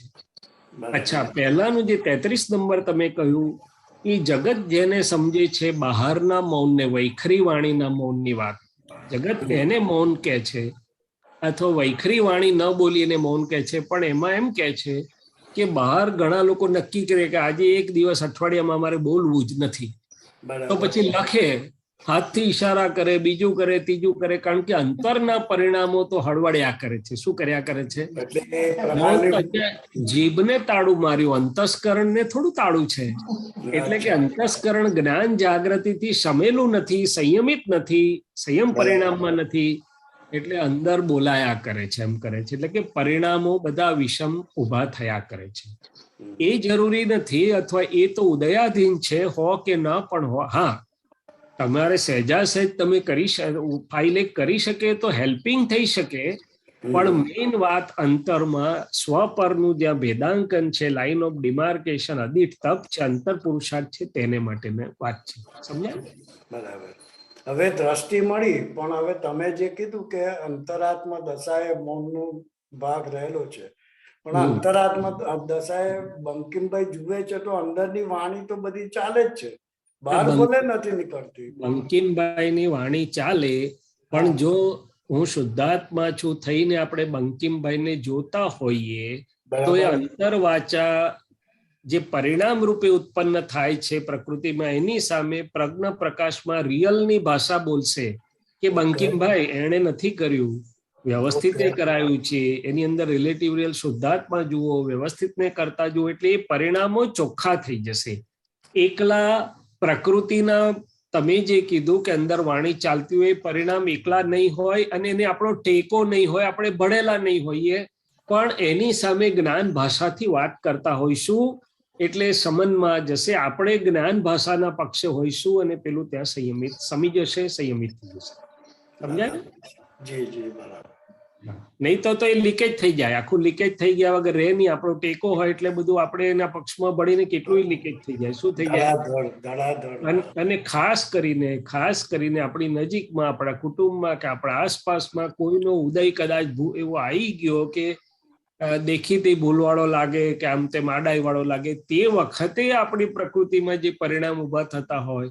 પણ જો હું શુદ્ધાત્મા છું તો પહેલી મારી જવાબદારી એ છે કે મારે અંદર ચોખ્ખું કરવું કે એને નિર્દોષ જોઈ શકે, અંદર ચોખ્ખું કરવું કે એને શુદ્ધાત્મા એમાં જોઈ શકે, અંદર ચોખ્ખું કરવું કે વ્યવસ્થિત કરતા છે ના તો એમના ઉદય પરિણામ છે, તો પછી આ વાત બને, નહીં તો ના બને. બરાબર છે, બરાબર છે. જય સચ્ચિદાનંદ. જય સચ્ચિદાનંદ. ભરતભાઈ સાહેબ બરોબર છે? બોલો Amiben. Excellent, excellent, excellent. Amiben કહો. હા બોલો. પરિણતિ, સ્વપરિણતિ, પરપરિણતિ બોલીએ છે ને, તો એમાં એક્ઝેક્ટ પરિણતિ કોને કહેવાય, કેવું કોને સમજવું પરિણતિ? પરિણતિ એટલે અંદર જે પરિણામો વર્તી રહ્યા છે તે. હવે સામાન્યપણે આપણે મહાત્માઓની જ વાત કરીએ તો શુદ્ધાત્મા પ્રાપ્તિ છે, આપણને પ્રતીતિ સ્વરૂપે છે, કેટલીક વાર લક્ષ્ય સ્વરૂપે છે, પણ આખો દિવસ દરમિયાન બહાર તો વ્યવહાર જે હોય એ ખરો ફાઇલ સ્વરૂપે વ્યવસ્થિત લાગે, પણ અંતરમાં જે બધા પરિણામો ઉભા થાય છે સવારથી સાંજ સુધી, આપણે સવારથી ઉઠીએ એટલે ચાલુ થાય કે પેલા કંઈક મમ્મી ચા આપો, મમ્મી ફલાણું આપો, તો આપણે કંઈક જરાક થોભને ભાઈ આપું છું, મમ્મી તો કઈ આખો જે કઈ લાગતો ન લાગતો આખા જે પ્રકૃતિના પરિણામો બધા ઉભા થયા કરે. અને ખાસ કરીને બહાર ફાઇલ ના હોય ત્યારે મનમાં ગૂંચવાયેલો હોય, બુદ્ધિચિત્તમાં ફરતો હોય, એટલે મોટા ભાગે શુદ્ધાત્મા હોવા છતાં આપણે પર પરિણામમાં હોવાથી પર પરિણતિ કહેવાય છે. શું કહેવાય છે? એટલે સાદી ભાષામાં હું પ્રકૃતિમાં ભળેલો હોઉં, મન વાણી કાયાના પરિણામમાં ભળેલો હોઉં અને એ બાજુ મારું વહન હોય તો એ પર પરિણામ અને પર પરિણતિ કહેવાય છે. વર્તનાના લેવલ ઉપર, એટલે કે જાગૃતિના પુરુષાર્થના લેવલ ઉપર હું ક્યાં છું તો કે પર પરિણતિમાં છું. નિશ્ચયથી સ્વપરિણતિ છે, કારણ કે શુદ્ધાત્મા મને પ્રાપ્ત છે, પણ ખરેખર મારી વર્તના તેમાં નથી. હવે જો પ્રકૃતિમાં જે કંઈ પણ પરિણામ ચાલતા હોય, ખાસ તો અંતર પરિણામને જ લેવા દેવા છે, બહાર તો બધું સેકન્ડરી છે. અંતર પરિણામ જે પણ ચાલતા હોય, પણ જો હું શુદ્ધાત્મા તરીકે રહેવાની મારી મથામણ છે, હું શુદ્ધાત્મા છું અને જોઉં છું, જાણું છું, રહેવાય છે, પણ હું શુદ્ધાત્મા છું, મારું નથી, તો હું સ્વપરિણતિમાં છું અને પરમાં છે. એટલે આ જ્ઞાનીઓને શું છે તો કે બંને પોતે ક્યારેય પણ સ્વપરિણતિની બહાર ના હોય, પ્રકૃતિના જે પણ પરિણામો ચાલતા હોય એના જ્ઞાતા દ્રષ્ટા રહેલા. આપણે મોટા ભાગે 80%, 90% પ્રકૃતિની જોડે વહે જઈએ છીએ, અને એમાં જયારે પ્રકૃતિને સારું ફાયું હોય, હવે સત્સંગમાં ગયા, મજા આવી ગઈ, આનંદ આવી ગયો, લગન જે કઈ મળતા તો આનંદના જો અરે આ તો બહુ મારા નજીકના મિત્ર છે, હિતેચ્છુ છે, ભલા છે, આમ છે, તેમ છે. આ બધા જ પૂતગલ પરિણામમાં આપણે ભણેલા હોઈએ છીએ. એ તો બહાર ક્યારે નીકળીએ છીએ કે અકળાવનારું આવે ત્યારે, કઈ સફોકેશન કરાવનારું આવે, કોઈ માથાનું મળે, કોઈ જરાક આડું બોલી જાય. જયારે પ્રકૃતિને દુઃખ થાય છે ત્યારે આપણને એમાંથી છૂટા પડવાની કોશિશ કરી જાય, નોય મારું. પણ જયારે પ્રકૃતિ રંગમાં હોય છે, મજામાં હોય છે, પ્રકૃતિ સાતાના પરિણામો દેખાડે છે, ત્યારે આપણે મજેથી સાતાના પરિણામોમાં ભોગવટામાં હોઈએ છીએ. શું હોય છે? એટલે બરાબર. વેદકતા જેને કહેવામાં આવે છે, શાતાવેદનીય વેદકતા એ પરપરિણતિ છે, અને નિર્વેદકતા અથવા જ્ઞાતા દ્રષ્ટાપણું એ સ્વપરિણતિ છે. શું છે? હવે જો સ્વપરિણતિમાં હોઉં, હું જો સ્વપરિણતિમાં હોઉં તો આખો દિવસ દરમિયાન શાતા કે અશાતા, જેને વ્યવહારની ભાષામાં શાતા અશાતા કહેવાય છે, નિશ્ચયમાં તો શાતા અશાતા છે નહીં, અથવા અનુકૂળ પ્રતિકૂળ, વખાણે કે વખોડે જે કંઈ પણ પરિણામ ઉભા થાય, પણ એની અસરથી હું મુક્ત રહી શકું, હું પરમાનંદમાં રહી શકું, મારી સ્વતંત્રતાનો અનુભવ કરી શકું, જો હું સ્વપરિણતિમાં જેટલે અંશે છું તો. અને જો સ્વપરિણતિમાં નથી તો આ દ્વંદ્વો ભલે મને સમજમાં છે કે આ મારો ભાગ નથી દ્વંદ્વનો, પણ એને મને અસર કરે છે. કોઈ વખાણે તો અસર કરે છે, કોઈ વખોડે તો બહુ જ કરે છે. વખાણે તો કદાચ હું બહાર નીકળી જાઉં, પણ વખોડી તો આઈ બની હજી પણ મને કેમ કેમ કેમ ચચર્યા વગર રહેતું નથી. તો આ જે દ્વંદ્વોની અસર થાય છે એ શું છે? પરપરિણતિ કે સ્વપરિણતિ? કે પરપરિણતિ. કોઈ પણ વ્યવહારની કોઈ પણ અસરો મને થતી લાગે અથવા તો મને અસર થઈ એવું ભાસમાન પરિણામ છે, પરપરિણતિ છે. અને વ્યવહારની સર્વ પ્રકારની સર્વ આંતરબાહ્ય અસરો, સ્થૂળતમથી સૂક્ષ્મતમ સુધીની અસરોમાં હું તદ્દન અસર મુક્ત, નિર્લેપ અને અસંગ એવો શુદ્ધાત્મા છું. એ સ્વપરિણતિ છે. કરેક્ટ, એકદમ ખ્યાલ આવી ગયો. ભેદ વિજ્ઞાન વપરાયું અને છૂટા પડ્યા તો સ્વપરિણતિ, ભેદ વિજ્ઞાન તરત ના વપરાયું તો પરપરિણતિ. પરપરિણતિ સમજાઈ ગયું. અને સરેશનજી, હમણાં આપણે જે મૌનની વાત કરી ને, તો એમાં એવું પણ બતાડો કે આપણા દર્શન જેટલું ખુલશે કે દર્શનમાં આ 5 આજ્ઞા આપણી જેમ છે તેમ સમજાશે તો એને જ મૌન પણ કહેવાય? ના, દર્શન તો ખીલી રહ્યું છે. પ્રજ્ઞા શક્તિ દર્શન ખીલવે બી છે, પ્રસંગે દર્શન હાજર પણ કરે છે. પણ એ મારી પાસે ટોર્ચ લાઇટ છે, પાવરફુલ લાઇટ છે, પણ મારે વાપરવાની નિષ્ઠા તો જોઈશે ને, કે ટોર્ચ લાઇટ ને મારે ક્યાં વાપરવી, મૂકી રાખવી, કે એની મેળે બીજા ખૂણામાં પ્રકાશ પાડ્યા કરે. એટલે દર્શનની વાત ખરી, પણ દર્શન તો આપણી નિષ્ઠા, નક્કીપણું કે ના, મારે દરેક પ્રસંગમાં આ વિજ્ઞાન એટલે શુદ્ધાત્મા સ્વભાવને વિજ્ઞાનથી રહેવું છે. તે નક્કીપણાની નિષ્ઠાને આધારે પ્રજ્ઞ પ્રકાશ તરત હાજર કરશે દર્શન, જે જરૂરી હશે તે. એટલે દર્શન તો ખરું જ ખરું છે, પણ ખાસ તો આપણું નક્કીપણું, આપણી નિષ્ઠા અને આપણું ઉપયોગ જાગૃતિ, ત્યાં એપ્લિકેશન માટેની જે ઉપયોગ જાગૃતિ છે એ જો હશે તો દર્શન તો કૃપાથી ખુલ્યા વગર રહેવાનું જ નથી. ગમે તેવો મૂંઝવતો સંજોગ આવે કે ગમે તેવું મૂંઝવતું પરિણામ પ્રકૃતિની અંદર ઊભું થાય, પણ જો આપણે નક્કી કરીશું, છેવટે દાદાને હાજર કરીશું કે દાદા તમે પ્રકાશો, અંદર હાજર થાવ, તો તરત દર્શન ખુલ્લું થશે, તરત રિઝોલ્યુશન, પ્રકૃતિને પણ સમાધાન મળશે ને હું શુદ્ધાત્મા તરીકે છૂટો પણ થઈ જશે. બરાબર છે. હા, એટલે અંદર જે ઓલી ભાષા, પછી ભાષા રિયલ જ ચાલશે, પછી ઓલી રિલેટિવ ની ભાષા હેરાન નહીં કરે. હા, પણ આપણે શરૂઆત નક્કી કરીને બેસવું, કરવું પડે, એપ્લાય કરવું પડે. ના, લોય મારું દાદા તમે હાજર થાવ, હું શુદ્ધાત્મા છું, તો પછી બધું ગાડી ચાલશે. પણ આપણે પ્રકૃતિના ખોળામાં બેસી ગયા, પ્રકૃતિના પક્ષમાં બેસી ગયા તો શું થાય? અને પ્રકૃતિના પક્ષમાં બેસી ગયું ઉદાહરણ શું? તો કે વ્યવહારના કોઈક પ્રસંગમાં નથી આપણું લાંબુ ચાલતું, બહારે ચાલે, ઘણી વાર વાણીમાં ચાલે, ઘણી વાર વાણીમાં ના ચાલે, તો અંદર તો કેટલું ચાલે, સવારનું બપોર સુધી ચાલતું હોય, બપોરનું સાંજ સુધી ચાલતું હોય, બરોબર ને? હા, તો એ ત્યાં આપણે હાજર કરવું પડે. શું કરવું પડે? હા, હાજર કરવું પડે. બરાબર. અને દાદા ભગવાનનું તો કેવું હતું કે વ્યવહારની કોઈ પણ વસ્તુ માટે 1 સેકન્ડ પણ પોતે પોતાનો ઉપયોગ બાર્ટરમાં આપતા નતા. કોઈ પણ વસ્તુ માટે, કોઈ પણ એટલે કોઈ પણ. એમાં ધોતિયાનું એક્ઝામ્પલ એમણે આપીને બધું સ્પષ્ટ કરી દીધું કે વ્યવહારનું કંઈ પણ ગરાસ લૂંટાઈ જાય, કે આપે કે લૂંટાઈ જાય, વોટ એવર, માનનો હોય, પૈસાનો હોય, લોભનો હોય, બધું વોટ એવર ઇટ ઇઝ, સંબંધનો હોય, પણ શુદ્ધાત્મામાં જ રહે. પછી બધું એપ્લાય બેની વચ્ચે કરે. શું કરે? અને આપણે હજી પરીક્ષાઓમાંથી પસાર થઈ રહ્યા છે. શું થઈ રહ્યા છે? પસાર થઈ રહ્યા. હા, બરાબર છે. જય સચ્ચિદાનંદ.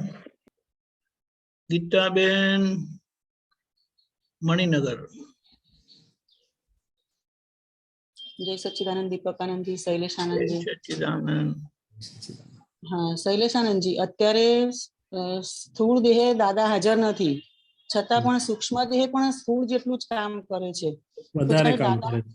હા તો જયારે હા તો જયારે દાદા હાજર હતા ત્યારે એવું કેમ કહેતા હતા કે આ પરપોટો છે ત્યાં સુધી કામ કાઢી લો? એ સમજવાનું છે, કારણ કે આ વધારે કામ કરે છે આપણી અપેક્ષાથી કહીએ છીએ, પણ દાદા જયારે હાજર દેહ સાથે હતા ત્યારે તેમની એક દ્રષ્ટિ જેટલી બધી કાફી હતી કે બધાનું કેટલું કામ થઈ ગયું. શું થઈ ગયું? શુદ્ધાત્મા પ્રાપ્તિ તો થઈ જ થઈ, પણ આ પૂતગલના જે બાધક ગાંઠો ભરેલો માલ બાલ પોતે મહેનત ના કરવી પડી, એમની આ દ્રષ્ટિથી, એમના દર્શનથી ને એમની વિધિથી બધું ઉડી ગયું. એટલે ઘણા મહાત્માઓને તમે જોજો કે જેને ખૂબ સારો લાભ મળ્યો છે એને સહેજ ઉત્તમ પરિણામો વર્તે છે. એટલે કામ કાઢી લો દાદા જે કહેતા હતા ને, એ કામ થઈ ગયું હાજરીમાં એમ. હવે આપણે દાદા કામ કરે છે, નથી કરતા એવું નથી, પણ હવે હું ઘણી વાર સાદો દાખલો મને સમજાય કે એક હોડીમાં નાવિક બહુ એક્સપર્ટ છે ને આપણે હોડીમાં બેસી રહ્યા છે, તો આપણે હલ્લેસા માર્યા વગર પણ સુંદર રીતે નાવિકના આધારે પહોંચી જવાય. અને હવે એક્સપર્ટ નાવિક નથી પણ હોડી છે ને હલ્લેસા છે, તો આપણે હલ્લેસા માર કરવા શું કરવા પડે? અને હવે આપણે ચૂક્યા તો આપણને બચાવનાર કદાચ કોઈ જલ્દી મળે નહીં. હવે જો હું પોલ મારું ને હું ખોટે રસ્તે ને ખોટી ગાંઠોમાં ફસાવું તો દીપકાનંદજી નું તો પહોંચે નહીં વચન બળ, કદાચ મને થપ્પડ મારે તો પહોંચે નહીં તો રિએક્શન કરવું. તો કે હવે હલ્લેસાઈ મારે મારવાના, ટેક કેર પણ કરવાની રહી, અને જો લપસ્યો તો હવે છત્ર અંદરથી કામ કરે પણ કેટલું કરે ના કરે કહેવાય નહીં. શું કરે? એટલે કહેતા કે કામ કાઢી લો. હાજરીમાં તો થઈ ગયું એ તો વાત જ જુદી છે, થઈ જાય. તો અમારા સાચી બોલો. અમારા જેવા મહાત્માને તો હવે દ્રષ્ટિ એવી રીતે તો દાદા તો હવે નથી. ના પણ તમારી દાદા એવી રીતે નથી પણ કામ કરે છે. એટલે શું તમારી જે નિષ્ઠા છે, આજે હૃદયના ભાવથી તમે દાદાને પ્રાર્થના કરો કે હે દાદા ભગવાન, તમે મારી અંદર હાજર રહો, અને જે તમારું બધું જ જ્ઞાન દર્શન પ્રકાશ વ્યવહારનો અને આત્માનો મને ક્ષણે ક્ષણે જાગૃત કર્યા કરો, મારી અંદર ક્ષણે ક્ષણે કામ કરો અને સોંપશો તો દાદા કરે છે ખૂબ અદભુત રીતે કરશે. શું છે? કરે છે. હા સાચી વાત છે, કરે છે, ખૂબ અદભુત રીતે કરશે. પણ દાદા કે છે ને કે નિરાત ના માની લેવી પુરુષાર્થમાં કે હા હવે કઈ નથી થવાનું, થઈ ગયું, અમને કઈ જ નડે નહીં એવો અહમ કરવો નહીં, બેફામ નિડરતાથી જ્ઞાની કદી વર્તે નહીં, પર સત્તાના ચમકારા અંજાવી દે ઘડીકમાં, તત્ક્ષણે જ જ્ઞાનાંજન ચેતાવે છે લપસમાં. એટલે પેલે હાજરીમાં કેવું હતું? ખૂબ બધું હતું. અને પાછું કેવું હતું? ગમે ત્યાંથી જ્ઞાન દીપકથી દાદા અમને નિરખે, આડા અવળા દેખ્યા લગી રે, તુરત જ ટપલું પીરસે. બધા પ્રકારનું રક્ષણ હતું. હવે કોણ ટપલું પીરસે મને? અને પીરસે તો હું પાછો એને ગાંઠું ખરો? આ થોડીક મૂંઝવણો આવી છે, પણ જે સરળ હૃદયના છે, જેને પામવું છે, જેની નિષ્ઠા છે, એના માટે દાદા અત્યારે પણ બધું જ કરે છે અને ખૂબ અદભુત રીતે કરે છે. કારણ કે પેલું તો દેહમાં સીમિત, દેહની તો લિમિટેશન હોય, ભલે એ પોતે અસીમિત, અત્યારે કામ થાય છે. એટલે ગીતાબેન એવો અફસોસ ના રાખશો, પણ હા એવું જરૂર રાખવું કે એવું દાદા તમે અંદર કામ કરો કે હવે પછીના જે સંજોગો ને ભવો આવે એમાં અમારે કશું પણ કચાશ બાકી ના રહે. પ્રત્યક્ષનું યોગ અમે પ્રત્યક્ષની હાજરીમાં પૂર્ણાહુતિ થાય. શું થાય? પ્રત્યક્ષની હાજરીમાં પૂર્ણાહુતિ. કારણ કે પૂર્ણાહુતિ પ્રત્યક્ષની હાજરીમાં થશે. શું થશે? એટલે આ વિતરાગોની વાત કેવી છે કે ઘણા અપેક્ષાથી, ઘણા ફેસેટ્સ થી હોય છે, પણ આ વિજ્ઞાન સંપૂર્ણ પોઝિટિવ વિજ્ઞાન છે. એ પણ જોડે જોડે સમજવાનું છે. અફસોસ કરવા માટેનું વિજ્ઞાન નથી, સમજવાનું હા ચોક્કસ છે. કેમ આપણા શું અંતરાય? દાદા આપણને સદેહ ભેગા ના થયા, કઈ કચાશ નહીં, પણ કઈ નહીં, આટલું પ્રાપ્ત થયું છે, ચાલો એનો લાભ ઉઠાવીને એવું કરીએ કે દાદા રાજી થઈ જાય જે પણ છે, જ્યાં પણ છે, જેવા પણ છે. હા, એ તો થઈ શકે ને. મનમાં એવું સમાધાન એવી રીતે લે, આવું ઊભું થાય ને ત્યારે સમાધાન એવી રીતે લે કે આગળ કોઈ વાર દાદા મળ્યા તો 100% હોવા જોઈએ, તો જ અત્યારે મળ્યું છે આપણને. ચોક્કસ ચોક્કસ. એટલે હવે એકલવ્ય જેવું થયું. શું થયું? એકલવ્ય જેવું થયું. આપણે અનુસંધાન કરીએ છીએ, પછી જ્યાં છે ત્યાંથી કામ કરશે. પછી એક વિચાર એવો બી આવે કે આપતા પુત્રો જયારે દાદા સાથે હતા ત્યારે દાદા આવી ઝીણી ઝીણી વાતો કઈ બોલતા નતા, એવું સાંભળ્યું છે મેં કે આવું બધું જે અમને જેવું તમે જેટલું નીચે ઉતરીને સમજાવો છો એવું તો દાદા કહેતા નતા, છતાં બધા આપતા પુત્રોને આટલી બધી સમજ એટલે કેવી રીતે થાય એમ? અરે ભાઈ, એમને કહેવાની જરૂર જ નથી. એમની આંખો ને એમની હાજરી જ પૂરતી હતી. એમને કશું કે આટલું બધું બકબક કરવાની જરૂર જ નથી. બકબક કોણ વધારે કરે? જેનું જલ્દી ઉપજે નહીં તે કરે. અમારું જલ્દી ઉપજે નહીં એટલે અમારું વધારે બોલવું પડે. એવું ના હોય. એટલે મારા જેવા માટે તો, એટલે મારા માટે તો બધા આપતા પુત્રોને બહુ નીચે ઉતરવું પડે છે એમ. હું ગમત કરું છું. આ તો જેનો જેવી ભૂમિકા, અને આ તો દાદા જ કરાવે છે જે કરાવે છે. જેની પણ દાદાનું તો બધું એટલું બધું ઐશ્વર્ય હતું. એ તો કે છે ને કે અમારી એક સેકન્ડની કેટલી બધી કિંમત છે. એક નજર પડે એનો મોક્ષ, યાર પૂઠે દર્શન કર્યા એનો મોક્ષ થયા. તો આપણા અમે બધા એવા હતા એટલે એમને આટલું પણ નીચે ઉતરવું પડ્યું. બાકી તો એમને તો તીર્થંકર જેવું, નજર પડી એટલે લાખો જીવનો મુક્ત થઈ. પણ મને તો અત્યારે એવો જ આનંદ હોય છે કે કોઈ પણ આપતા પુત્રની મારા પર નજર પડે છે ને તો મારું ઉપર ચડે છે, એવું મને એવું અનુભવ થાય છે. કારણ કે આપતા પુત્રની નજર નથી, મહી દાદા ભગવાન કામ કરે છે તેની નજર પડે છે. હા, જરા તારા કદાચ આપતા પુત્રોની પ્રકૃતિનો ભાગ લાઈટ જરા ઓછું થતું હોય, પણ બાકી સત્સંગ વખતે આપતા પુત્રો નથી હોતા, એ દાદા ભગવાન નિધિથી કામ કરે છે એવો અમને પોતાને અનુભવ થાય છે. તમને તો ઠીક, અને તો જ કામ થાય, નહીં તો કામ ના થાય. તમારું તો કેટલું થતું હશે ખબર નથી, અમારું પહેલું થાય છે. એ સિક્રેટ છે. ના બહુ થાય છે એટલે ખબર પડે કે એવું નથી થતું, એવું નથી કે. તો હું શું કહેવા માંગુ છું કે આ વિજ્ઞાન એવું છે કે અંદર જે દાદા ભગવાન કામ કરે એનો પહેલો લાભ અમને થાય છે. એટલે આ તો વિતરાગોનું વિજ્ઞાન જ આખું અદભુત છે. વિતરાગો તો શું કે છે કે ભાઈ આ ખોખા તો બધા નિમિત્ત છે. મહાવીર સ્વામી ગૌતમ સ્વામીને કે છે કે જાઓ અમને પ્રતિબોધ પમાડવા, તેમની આજ્ઞા છે. આજ્ઞા તો એટલે કામ તો મહાવીર કરે છે અંદર. શું કરે છે? ગૌતમ તો નિમિત્ત બને છે, ઉત્કૃષ્ટ નિમિત્ત બને છે ગૌતમ, કારણ કે એમની પોતાની ભૂમિકા આવી હતી. એવી રીતે આપતા પુત્રો પોતાની જેટલી ભૂમિકા, પોતાનું જેટલી જાગૃતિ, પુરુષાર્થ, પોતાનું જેટલું સમર્પણ, પોતાની જેટલી શુદ્ધિ, એવા નિમિત્ત બને. બાકી કામ તો દાદા ભગવાન કરે છે. અને જગતની બધી સત્કલ્યાણી શક્તિઓ, સિમંદર સ્વામીથી લઈને જે બધી સત્કલ્યાણી શક્તિઓ છે, એ શક્તિઓ કામ કરે છે, યોગ બળ કામ કરે છે. નહીં તો આમાંનું કશું જ થાય નહીં વિતરાગ માર્ગમાં. દુનિયામાં બધું થાય પણ વિતરાગ માર્ગમાં એક અંશ ના થાય જો આમાંનું કશું કામ ના કરતું હોય. બરાબર છે. એ ઉદ્ગલ અને દેહ ભાવમાંથી આત્મા ભાવમાં લાવવું, આવું એ તો લાખો વર્ષોથી આની તો મથામણ છે લોકોની. અને અહીંયા સહજ છે. કેમ? તો કે સોર્સ એટલો અદ્ભુત છે. શું છે? સોર્સ એટલો અદ્ભુત છે. બરાબર છે. એટલે પુણ્યશાળી છો, આપણે બધાય પુણ્યશાળી છે. તમે પુણ્યશાળી છો, પુણ્યાનુબંધી પુણ્ય વાળા છો. ત્યારે તો આમાં આવવાનું ગમે, બેસવાનું ગમે, સાંભળવાનું ગમે. નહીં તો સામેથી રૂપિયા આપો તો કોઈ ઉભો ના રહે. જવા દે, મારે બહુ કામ છે, ધતિંગ લઈને બેઠા છો એવું લાગે પાછું કોકને. આવું તો હોતું હશે. ઘણા બહુ ભણેલા ગણેલા અને બહુ જાણકાર લોકો એવું કહે છે કે આ તમે યાર પોલમ પોલી વાતો કરો છો. આવું તો બધું હોતું હશે. આમ તો કોઈ કરી આપી શકતું હશે કોઈને, એવું બધી વાતો થાય. એટલે આપણે સમજીએ કે ભાઈ કઈ વાંધો નહીં. અમારી ભાવના છે કે મહી રહેલા ભગવાન તમને અજવાળું આપે, ખુલ્લા થાય. બાકી અંતરાય પોતાના હોય. બરાબર છે. અને બીજું એક એવું છે શૈલેષાનંદજી કે કાલે દીપક આનંદજી છોકરાઓ સાથે આગળ બી વાત કરી હતી અને કાલે બી વાત કરેલી કે 50 થી અંદર ના હોય એમણે બપોરે સૂવું ના જોઈએ, 10 થી ઉપર અને 50 થી અંદર. હવે મને તો બપોરે જે જમવું ને, જેવું સત્સંગ પૂરો થાય ને એટલે જમવા જોઈએ, અને જમ્યું ને તરત જ પછી ઊંઘ આવે. એક 10 મિનિટ બી માથી નથી બેસાતું. મને એમ થાય કે હવે આમાંથી કેવી રીતે નીકળવું મારે. હવે જો ગીતાબેન, દીપકાનંદજી જે વાત કરી એ સાચી છે, પણ એ આઈડિયલ પરિસ્થિતિ છે કે આ હોય તો બેસ્ટ. હવે અત્યારે આપણને આ જે પૂઠ્યું બધું ને બધું લઈને આવ્યા છે ને હિસાબ, એ બેસ્ટ થી તો ઘણો દૂર છે. એટલે દાદા ભગવાન કહેતા હતા તમે બધા પ્રકારના ઓવરડ્રાફ્ટ લઈને આવ્યા છો, શું કરે છો?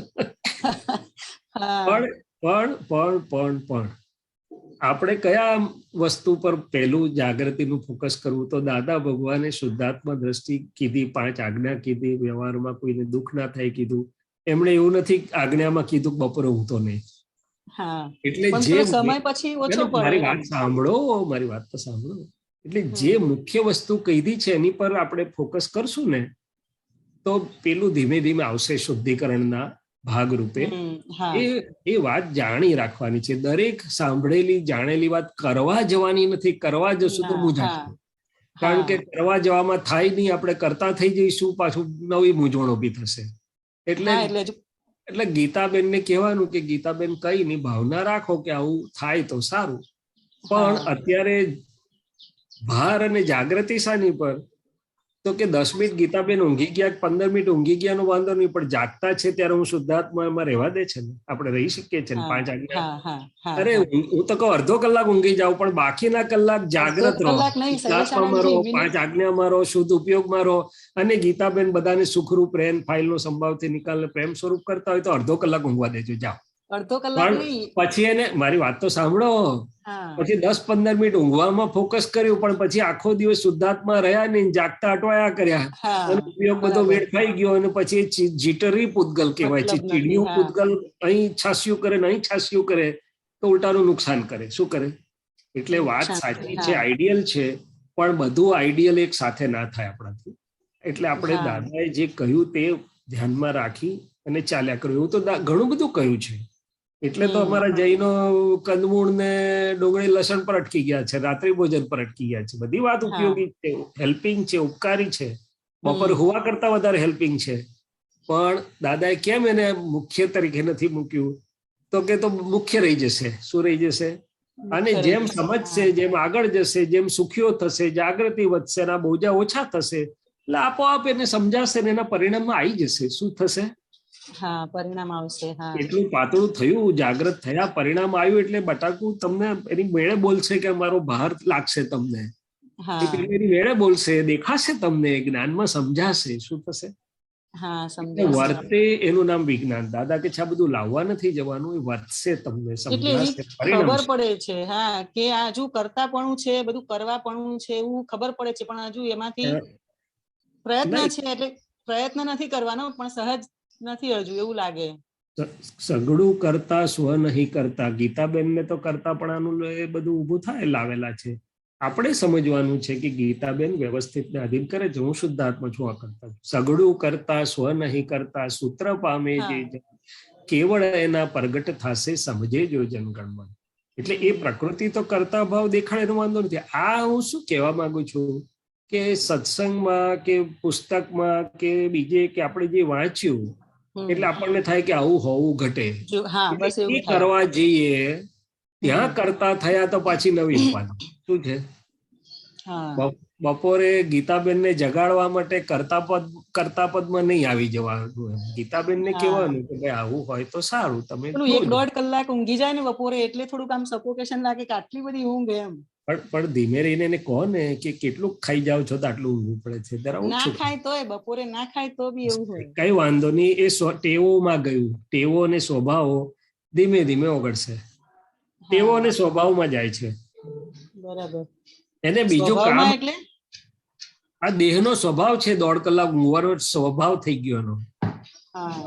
એટલે એને બીજું કામ આપવું પડે જેમાં એને આનંદ થાય, જેમાં એને જાગૃતિ વધે, હળવાશ આવે. એટલે પછી ધીમે ધીમે ઊંઘ ઓછી થશે. શું થશે? આમ જુઓ તો ઊંઘ એ દાદા કે છે આત્માને કોથળામાં બાંધ્યા બરોબર થાય. પણ હવે આ બધું સાંભળીને જો હું કરવા જાઉં ને તો પછી મારું ફોકસ જતું રહે. એટલે ધીમે ધીમે આવશે.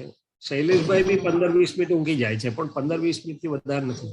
પણ સુઈ જાય છે. પણ હજુ 50 તો થાય પછી થવા ઊંઘાય ને. 50 થવાની આવે આપણે. એ તમે શબ્દથી ના લઈ જાઓ દરેક વાતને. કહેવાનું તાત્પર્ય એવું છે કે 50 વર્ષ સુધી તો દેહ એટલો નોર્મલ હોય છે કે ઊંઘની એની જરૂર ના પડે એવું કહેવા માંગે છે. પણ આજકાલનો સમય જુદો છે, આ જઈને તે અકળાયેલો દેહ છે, જઈને તે અકળાયેલા મન વાણી કયા છે, એને જો જરાક ટાળું ના પાડીએ ને તો જે સામે આવે ને કચડી નાખે, વાણીમાં કચડી નાખે ને તો બીજામાં કચડી નાખે. એટલે એ ચીડિયા ખાય ના કરતા જરાક ટાળું પડે સારું. હા બરાબર છે. એટલે જોવું, લાભાલાભ જોવા. વાત આ રીતે સાચી છે, ન થાય તો સારું, પણ હવે તો બધું મેં કહ્યું ને કેટલાય ઓવરડ્રાફ્ટ છે, ધીમે ધીમે ચૂકવાશે બધા. બરાબર છે. એક જ ઓવરડ્રાફ્ટ હોત તો સમજ્યા, હા તો પતી ગઈ જાત.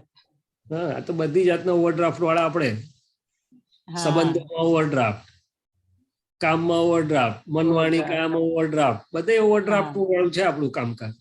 હા બરાબર છે. ઓકે, જય સચ્ચિદાનંદ. જય સચ્ચિદાનંદ. ચંદ્રબેન. जय सच्चिदानंद।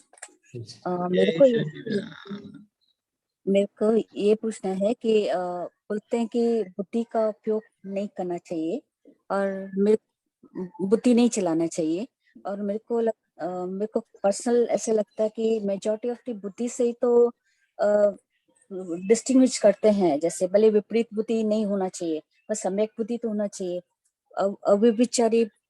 व्यभिचारी और अव्यभिचारी बुद्धि, ये भी बुद्धि डिसाइड करते हैं ना यार, ये रिलेटिव भाग है, ये रियल भाग है, तो ये बुद्धि है कि प्रज्ञा है। शब्द अलग अलग हो सकते हैं, लेकिन रोल तो इम्पोर्टेंट बुद्धि का है ना, कहाँ तक उसका रोल है, कहाँ तक उसका रोल नहीं है, और कहाँ हम एक्सेस नहीं, हमको नहीं जानना चाहिए। तो थोड़ा समझ नहीं आता, उसको कृपा करके आप समझाएं, भले गुजराती में समझाएंगे चलेगा। આપને ગુજરાતી સમજાશે બધું તો ગુજરાતીમાં વાત કરું, નહીં તો મને તો હિન્દીમાં વાત કરવામાં પણ વાંધો નથી. જ્યારે ન સમજાય તો તરત કહેજો, એટલે હું પાછું હિન્દીમાં એને કહી દઈશ. હવે મૂળ વાત એમ કહેવા માંગે છે કે બુદ્ધિનો ઉપયોગ બહુ નહીં કરવો, એટલે શું કહેવા માંગે છે કે આપણને જે મૂંઝવે, ઇમોશનલ કરે અથવા જ્ઞાનમાંથી ખસેડે. મને પોતાની એકવાર સમંદર સમજવા દાદાને પ્રાર્થના કરતો તો, દાદા બુદ્ધિ બધા કહે, પણ બુદ્ધિ શું અને કઈ બુદ્ધિની વાત કરો છો? બે વસ્તુ અંદર સમજાઈ. એક, મને શુદ્ધાત્મામાંથી ખસેડે, 5 આજ્ઞામાંથી ખસેડે, અથવા શુદ્ધાત્માને 5 આજ્ઞાની દ્રષ્ટિ સિવાય જે વપરાય છે, શુદ્ધાત્માને 5 આજ્ઞાની દ્રષ્ટિ સહિત છે, જ્ઞાન કહેવાય છે. એ સિવાય જો વપરાયું તે બુદ્ધિ કહેવાય છે. એટલે કે શુદ્ધાત્મા છું અને 5 આજ્ઞાપૂર્વક બધો જે વ્યવહાર ચાલી રહ્યો છે તો એ જ્ઞાનપૂર્વકનો વ્યવહાર કહેવાય છે. હવે બુદ્ધિ પણ અજવાળું જ છે, પણ બુદ્ધિ કેવું અજવાળું છે તો કે ઇગોઇઝમના એટલે કે અહંકારના માધ્યમમાંથી અજવાળું છે. પછી એમાં 2 ભાગ પડ્યા, વિપરીત બુદ્ધિ અને સમ્યક બુદ્ધિ. હવે આ જે મન વાણી કાયાનો વ્યવહાર ચાલી રહ્યો છે એ તો બુદ્ધિ વગર ચાલે જ નહીં, કારણ કે દેહ છે એટલે ડિસ્ચાર્જ અહંકાર ભલે મોડો કે જેવો, બાળક જેવો કે સહજ પણ હોય, એટલે એ લાઇટ તો જરૂરી છે અને કુદરતી રીતે વપરાયા કરશે. પણ એ લાઇટ સહજ જે વપરાયા કરે, એટલે કે અહંકાર સહજ હોય, ડિસ્ચાર્જ અહંકાર નોર્મલ હોય, બીજાને સુખદાયી હોય, ફાઇલનો સંભાવથી નિકાલ કરવામાં હેલ્પિંગ હોય, બાધક ના હોય. હવે એક બુદ્ધિનું એક્ઝામ્પલ આપણે, તમે જે કીધું આપણે વ્યવહારમાં લઈએ કે આપણું જ્ઞાન આપણને એમ કહે છે, સમજ કે ભાઈ આ ફાઇલનો સંભાવથી નિકાલ કરો. એ કામવાળીની ફાઇલ હોય કે ઘરના કે નજીકનાની ફાઇલ હોય. હવે એ સિમ્પલ છે કે રિલેટિવ રિયલ શુદ્ધાત્માને સંભાવથી નિકાલ કરો. હવે બુદ્ધિ ક્યાં મૂંઝવે આપણને, અથવા તો કઈ બુદ્ધિ બાધક થાય તો કે આટલી રજા પાડીને છતાં પગાર આટલો માંગે છે, કેમ આપી દેવાય? ના નહીં આપું, ફલાણ. પણ બેન 12 મહિનામાં આ વખતે જ રજા પડી, મારા ઘરમાં માદા હતા, ના આટલી બધી. એટલે આ દાખલો આપું છું કે આવું સામેનાની ફાઇલનો સંભાવથી નિકાલ થવામાં જે ઓબ્સ્ટ્રક્ટ કરે છે, આપણને કેલ્ક્યુલેશન બતાડે છે, કમ્પેરિઝન બતાડે છે, એ બુદ્ધિ આપણને ઇમોશનલ કરાવનારી બુદ્ધિ છે, બાધકતા ઊભી કરનારી બુદ્ધિ છે. અને દાદાએ કેવું કર્યું, પોતે 500 માગતા હતા, પણ પેલો કે સાહેબ હું માગું છું, તો એમની અંદર એટલું સુંદર હતું, ધીમે રહીને કે હા મારી ભૂલ થઈ લાગે છે, આપી દીધા, પણ સંભાવથી નિકાલ ફટાક થઈ ગયો. એમની બુદ્ધિ ત્યાં બાધક ના થઈ કે ભાઈ હું માગું છું ને અવળો ઊંધો ચોટે છે મને, એવું તેવું એમની બુદ્ધિને એમણે બાધક થવા દીધી નહીં વિતરાગ માર્ગમાં આગળ ચાલવામાં. એટલે આપણે આટલું જ સમજવાનું છે કે બુદ્ધિ બહુ નહીં ચલાવવી એટલે શું? તો કે એક કે શુદ્ધાત્મા અને પાંચ આજ્ઞાને સંભાવથી નિકાલને પ્રેમ સ્વરૂપમાં જે બાધક થાય એવું આપણે એટલું હદે એલાવ નહીં કરવાનું. બીજું કે બુદ્ધિ હંમેશા નફો ખોટ દેખાડતી હોય, તે વ્યવહારનો નફો ખોટ દેખાડતી હોય ત્યાં આપણે જરા સાચવવું કે ભાઈ આ 3 ભાઈઓ છે કે ઘરમાં 3 ભાઈઓની વહુઓ છે કે જે છે તો કે આ ભાગ પડે તો આમ જ થાય ફલાણું ના. પેલા કે છે પણ મને તો બહુ અમે સેવા કરી છે, અમને થોડું કામ મળવું છે. તો સમ્યક બુદ્ધિ હશે તો કે હા ભલે ચાલો, તમને જરૂર છે ચાલો પ્રેમપૂર્વક. અને પેલી બુદ્ધિ હશે તો છોડે નહીં, પૂછડું પકડ્યા વગર રહે નહીં, આગ્રહ પકડશે અને વિગ્રહમાં પરિણમશે. એટલે કઈ બુદ્ધિ બાધક છે? તો કે જે ઇમોશનલ કરાવે, જે અસહજ કરાવે, જે આપણા માર્ગમાં બાધકતા ઊભી કરે, જે ફાઇલો ને સોલ્યુશનને બદલે ફાઇલોનું અંદર એને બહાર ઊભી કરે વધારે, એ ત્યાં ચેતવું. આ કાળની બુદ્ધિ અમુક જગ્યાએ એવી છે, ત્યાં ખાલી ચેતતા રહેજો. બાકી બુદ્ધિ તો આ દેહ છે ત્યાં સુધી રહેવાની છે અને સહેજા સહેજ વપરાશે એનો વાંધો નથી. અને બુદ્ધિને સમજવા માટે આટલું જ, શુદ્ધાત્મા પાંચ આજ્ઞા અને ડિસ્ચાર્જ અહંકાર બીજાને સુખરૂપ છે કે દુઃખરૂપ છે, આગ્રહ પકડ ને ખેંચ વાળો છે કે સહેજા સહજ વહેતો છે. દાદાએ કીધું છોડી દે તે ડાયો, આપણને છોડી દેવા દે તે બુદ્ધિ કામ ને, પકડાવે તે બુદ્ધિ ન કામ. बरोबर चंद्राजी, ठीक है मेरी बात? बहुत बहुत बहुत वेरी नाइस। पर एक दूसरा ये कि बुद्धि, क्या ज्ञान के बाद बुद्धि 2 विभाग में होती है क्या? आज्ञा और प्रज्ञा, ऐसे कह सकते हैं? नहीं, हाँ, ज्ञान के बाद बुद्धि 2 प्रकार में, कहने का मतलब क्या है? ऐसे तो मैं शुद्धात्मा हूँ, 5 आज्ञा मिल गई और वो तो प्रज्ञा का डायरेक्ट प्रकाश काम कर रहा है। यदि हम निष्ठा से प्रज्ञा के साथ है तो कोई हरकत ही नहीं है। पर ये कई बार हमारी जागृति नहीं रहती है और ये प्रकृति काम कर रही है, तो प्रकृति दोनों प्रकार से काम करेगी। प्रकृति पहले का जो लेके आए हैं ऐसी भी काम करेगी, और हम हमारे खुद में और आसपास में देखें तो बहुत कॉमन है, जिसे मैं कहता हूँ व्यवहार में ऑडिट करवाती है जो बुद्धि। ऐसा क्यों किया, ऐसा नहीं करना चाहिए था, इन्होंने ये देख समझ तो ऐसा ही करते, न्याय नहीं है, ये उचित नहीं है, ये जो सब दखल अंदाजी, भूल निकालती, गलती निकालती है, दूसरे की गलतियां देखती है, वो बुद्धि प्रकृति में जो मैं लेके आया हूँ वो मेरा ओवरवाइजनेस या तो विपरीत बुद्धि है, क्योंकि वो पहले मुझे फाइल खड़ी करवाती बाद में। और ज्ञान या तो सहज बुद्धि क्या कहती है? जो हुआ सो ही न्याय। ये बुद्धि हुआ सो ही न्याय को एक्सेप्ट नहीं करने देती है, व्यवस्थित शक्ति को एक्सेप्ट नहीं करने देती है, जो हो रहा है उसे एक्सेप्ट नहीं करने देती है।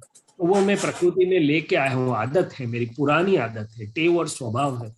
वहां ज्ञान जागृति रख के मुझे उसमें से निकलना है। क्या करना है? व्यवस्थित की आज्ञा यदि मैं बरोबर सन्निष्ठता से समझूं तो ये व्यवहार की बाधक बुद्धि चली जाएगी। और दूसरा है कि जो 2 दृष्टि है, थैंक यू उसके लिए। और दूसरा ये है कि जो दादा बाबा ने जो 2 विजन है, रिलेटिव एंड रियल से, मोमेंट और रियल में बैठ के हम रिलेटिव को अलग देखते हैं तो 50% अपना, कहीं टाइम ज्यादा भी उसका प्रभाव अपने पे, जो उसका असर है कम हो जाता है। लेकिन बाकी का जो भाग है उसमें मेहनत करनी पड़ती है। जैसे अभी मेरे को ग्रंथि है लोग की, तो बाकी का भले ये बोलते हैं ये चंदा में है या फाइल नंबर 1 में है, तो बाकी का जो पार्ट है 50% तो प्रेशर कम हो गया, और जो बाकी का पार्ट है तो होमवर्क रहता है कि नहीं रहता? नहीं, बाकी रहता है। इसीलिए प्रकृति की गलतियां जिसे हम बोलते हैं, प्रकृति का अशुद्ध भाग जिसे बोलते हैं, जिसका शुद्धिकरण, जो जागृति और पुरुषार्थ की आवश्यकता, इसी कारण है कि अभी भी अंदर भरा हुआ जो निकल रहा है, जो मुझे असर कर रहा है, जो दूसरों की गलती दिखाता है, दूसरों के प्रति शुद्ध प्रेम में बीच में आता है, भले मैं गलती ना देखूं, चलो तो अभी उन्होंने ये बराबर नहीं किया, ये मेरे अंदर खड़ा हुआ और मैं उसको सॉल्व नहीं करूंगा तो मेरी दृष्टि में फर्क आ जाएगा, मेरे व्यवहार में फर्क आ जाएगा, उससे मैं थोड़ा दूर हो जाऊंगा, अभेदता का अनुभव नहीं करने देगी। ये और चरण विधि में आता है, हूँ शनि शनि स्वसत्ता में रहूं, स्वसत्ता का ही उपभोग करूं। तो ये शनि शनि स्वसत्ता में तो कैसे कि कितना होता नहीं, स्वसत्ता में रहना वो तो शुद्धात्मा सत्ता का उपयोग करने की बात है, बट ये अकेले मैं शुद्धात्मा हूँ बोलने से नहीं होता है। प्रज्ञ प्रकाश में प्रकृति के ऊपर निरंतर फोकस से प्रकृति के जो परिणाम उत्पन्न होते हैं, सादी भाषा में बोले तो प्रकृति के चश्मे में से मैं देखता हूँ।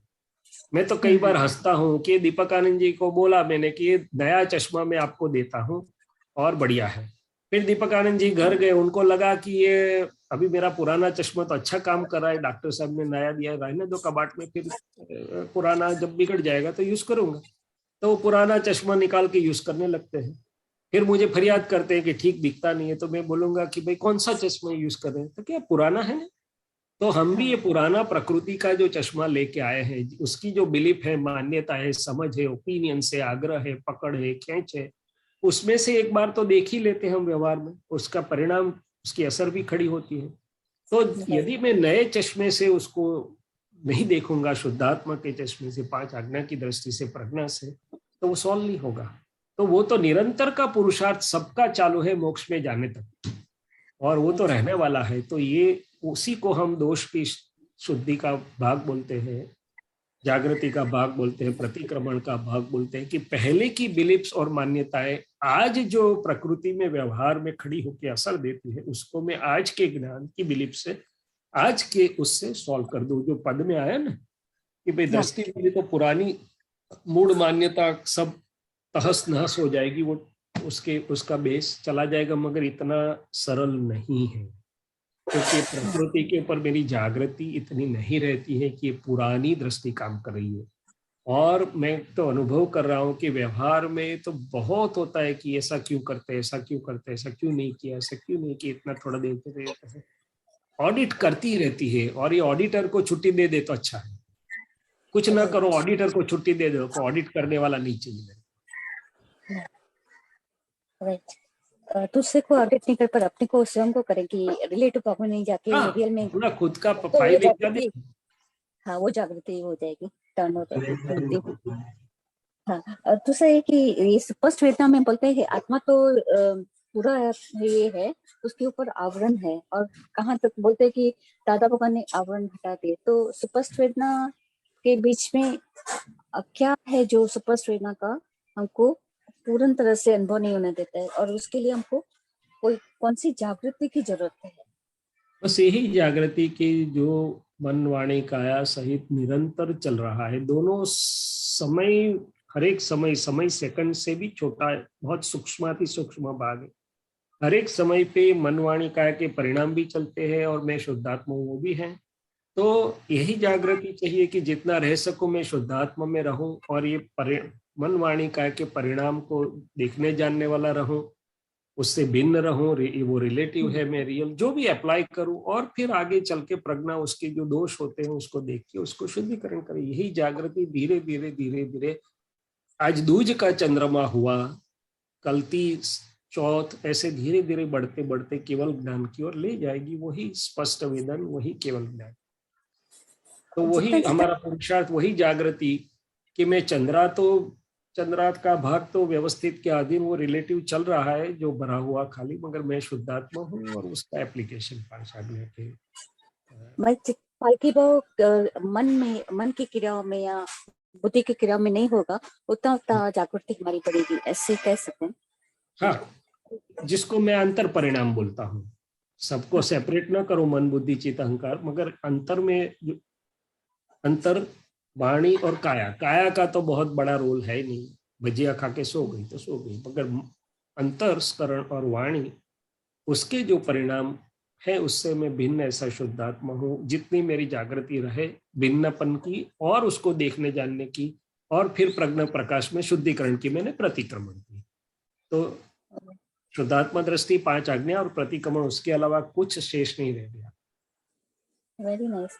अच्छा, एक और है कि बोलते हैं आत्मा जो कल्पे सो थई जाए, तो आत्मा तो कुछ कल्पे का क्या अर्थ, और आत्मा को कुछ कल्पने की जरूरत तो होती भी नहीं। तो जरूरत नहीं है, पर आदत है ना।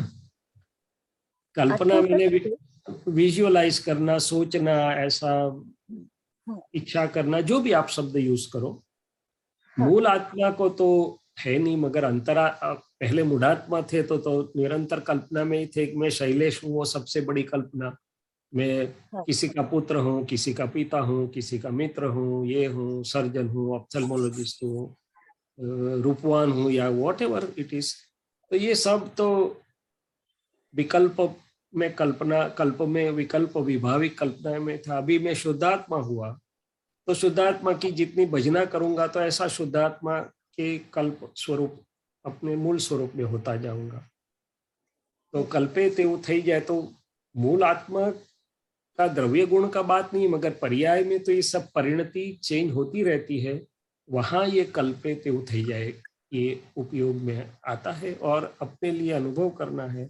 तो जैसे बताया कि अगासी में जाके 10 बार बोलिए कि मैं अनंत सुख वाला हूँ, मैं अनंत ज्ञान वाला हूँ, मैं अनंत दर्शन वाला हूँ, तो तुरंत आनंद चालू हो जाएगा। ऐसा होता है। अरे एक प्रतिक्रमण पे पूछना है। प्रतिक्रमण में जैसे एक बोलते हैं कि एक होता है कि कोई जार को काटना हो तो रूट से ही निकाल देता है, और एक होता है कि तारी पत्ते काटता है तो फिर से आता है। तो प्रतिक्रमण में भी ऐसे लगता है कि हमको जो सिचुएशन है उसका प्रतिक्रमण करना चाहिए, या हमको विजन चेंज करना चाहिए कि व्यवस्थित करता है, स्वतंत्र कोई करता नहीं। शुरुआत सिचुएशन के प्रतिक्रमण से होगी। जैसे कि मेरा आपके साथ कुछ दुख रूप व्यवहार निकल गई, वाणी या व्यवहार हो गया, तो उससे मेरी शुरुआत होगी, क्योंकि आपके साथ हुआ है तो आपके शुद्धात्मा को देख के मुझे माफी मांगनी है या कॉल आपके शुद्धात्मा की साक्षी में पहुंचाना है। फिर आगे चलते चलते वही मेरी बिलीफ चेंज होने तक, या विजन तो चेंज, मूल विजन तो चेंज हो गई कि मैं शैलेश नहीं, मैं शुद्धात्मा हूँ, मगर प्रकृति की जो बिलीफ रूपी विजन है उसको चेंज करने तक उसको जाना है। प्रकृति की बिलीफ रूपी विजन ऐसी बोलती है कि व्यवहार में तो ऐसा बोलना ही पड़े, व्यवहार में स्पष्टता करनी पड़े, और ज्ञान की विजन ऐसी बोलती है कि भाई जो भी हो, किसी को तनिक भी दुख न हो, तनिक भी प्रमाण न डुबाया जाए, ऐसी बात रूप से बात करो, हित मित प्रिय सत्य बात करो, आगे जाए तो स्यादवाद के रूप से देखो और बात करो। ऐसे विजन चेंज होती जाती है। प्रतिक्रमण की शुरुआत वो स्थूल प्रसंग से हो सकती है, आगे जाके सूक्ष्मता में वो परिणमित होता जाता है, तब जाके प्रकृति की पुरानी मान्यताएं बदल जाती हैं और आज के ज्ञान के अनुसार की मान्यता होती जाती है, और वही मान्यता संपूर्ण केवल ज्ञान की लेवल पर अलाइन हो गई, पूर्ण हो गया। एक और क्वेश्चन है, दादा भगवान का रिसेंटली वीडियो में सुना था, शुद्ध चेतन ही आत्मा है जी, तो ये राइट है? शुद्ध चित्त मतलब शुद्ध चित्त हो गया मतलब? हाँ, शुद्ध चित्त। हाँ, शुद्ध चेतन शब्द मूल तत्व को लागू होता है, जो तत्व स्वरूप है, जो जिसका खुद का द्रव्य है, जिसके खुद के गुण धर्म है और जिसकी अवस्था, तो उसको शुद्ध चेतन तत्व को लागू होता है। जो चित्त है, शुद्ध चित्त, वो ज्ञान और दर्शन, तो पहले में शैलेश था, वो अशुद्ध ज्ञान और अशुद्ध दर्शन था। अब मैं शुद्धात्मा हूँ, शुद्ध ज्ञान और शुद्ध दर्शन शुरू हुआ, शुद्ध चित्त का कुछ भाग शुद्ध हो गया, अभी रहते रहते बाकी का सभी भाग शुद्ध हो जाएंगे, तो पर्याय संपूर्ण शुद्ध हो गए। क्या हो गए? द्रव्य गुण तो शुद्ध थे, शुद्ध है और शुद्ध रहेंगे, मगर पर्याय जो अशुद्ध हुए थे वो पर्याय शुद्ध होते जाएंगे, सब शुद्ध हो गए, तो केवल ज्ञान खुला हो गया। तो शुद्ध चित्त वही शुद्धात्मा है, ये पर्याय की शुद्धिकरण की अपेक्षा में है। अभी भी ज्ञान से ज्यादा अज्ञान बहुत पावरफुल लगता है, क्योंकि अज्ञानी है जो जन्म मरण इतनी भाव हमको निकाल देता है, और अभी भी प्रेजेंट में समय, सत्ता, संपत्ति, इनकी वैल्यू ज्यादा है, तो सही समझ तो स्लिप हो जाती है बार बार, फिर भी ये सत्ता, समय, उनकी वैल्यू होती है।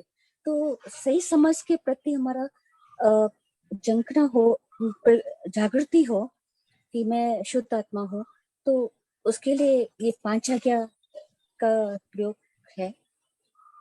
ऐसा है चंद्रा जी कि नीचे स्लिप होना तो बहुत सरल होता है, ऊपर चढ़ने के लिए मेहनत करनी पड़ती, एक चीज है।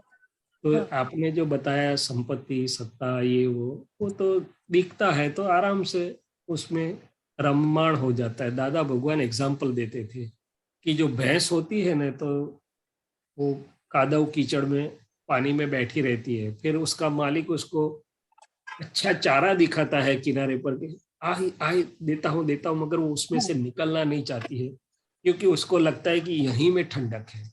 तो अनादिकाल से हमारी प्रकृति और हमने जो पौद्गलिक रसों में सुख माना, वो हमारी एक अध्यास आदत हुई और इसके लिए वो खींच रही है।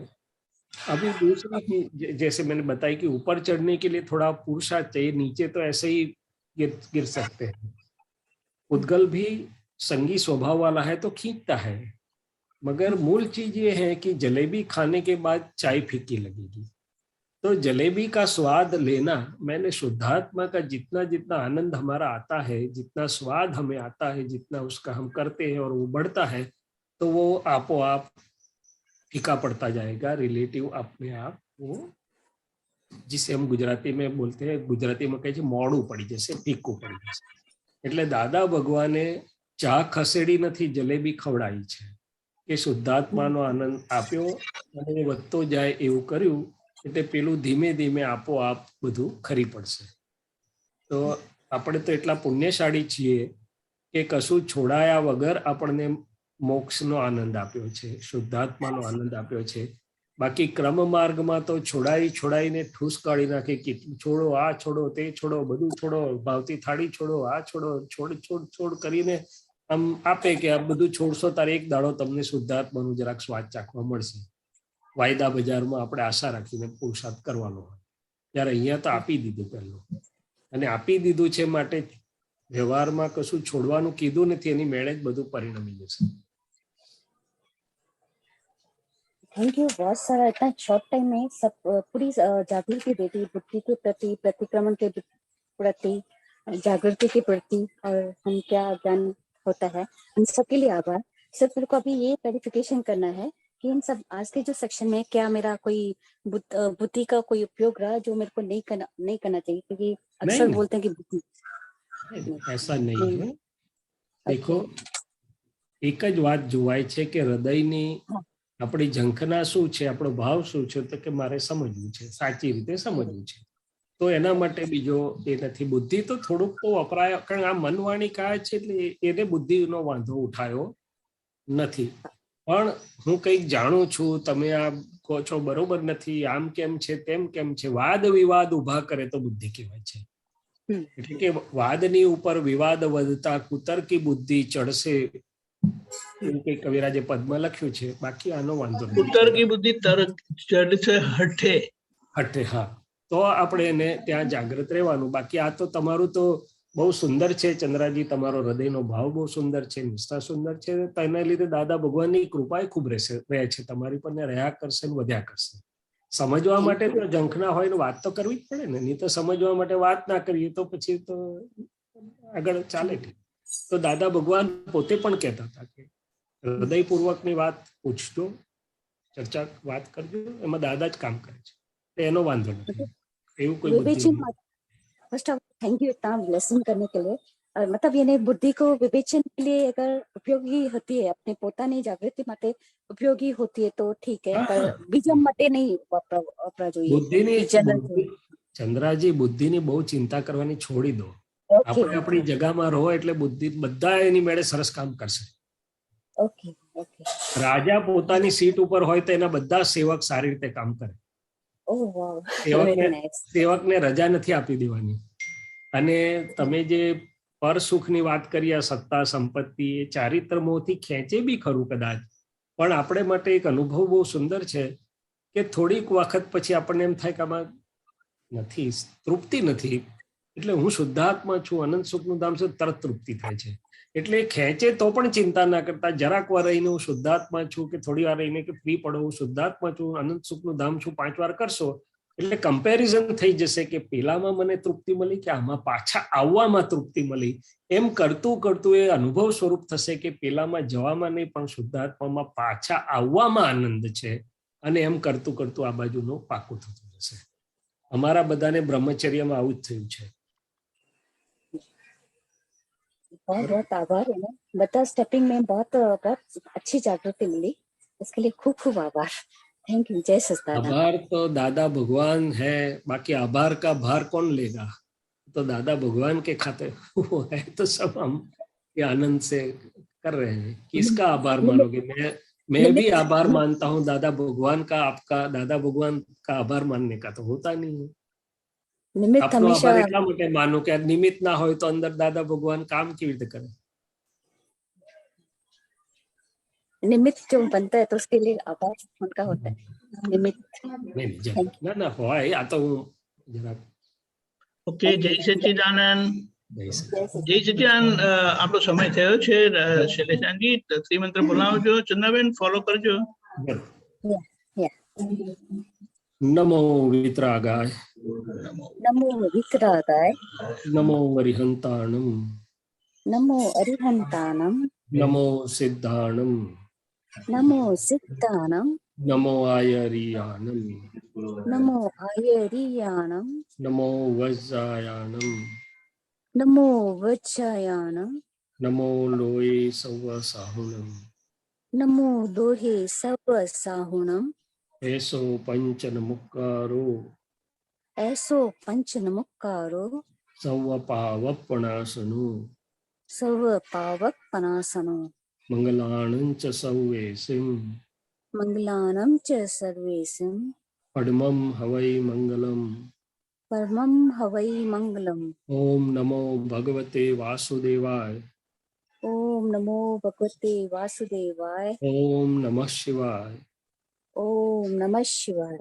जय सच्चिदानंद, जय सच्चिदानंद। जय सच्चिदानंद।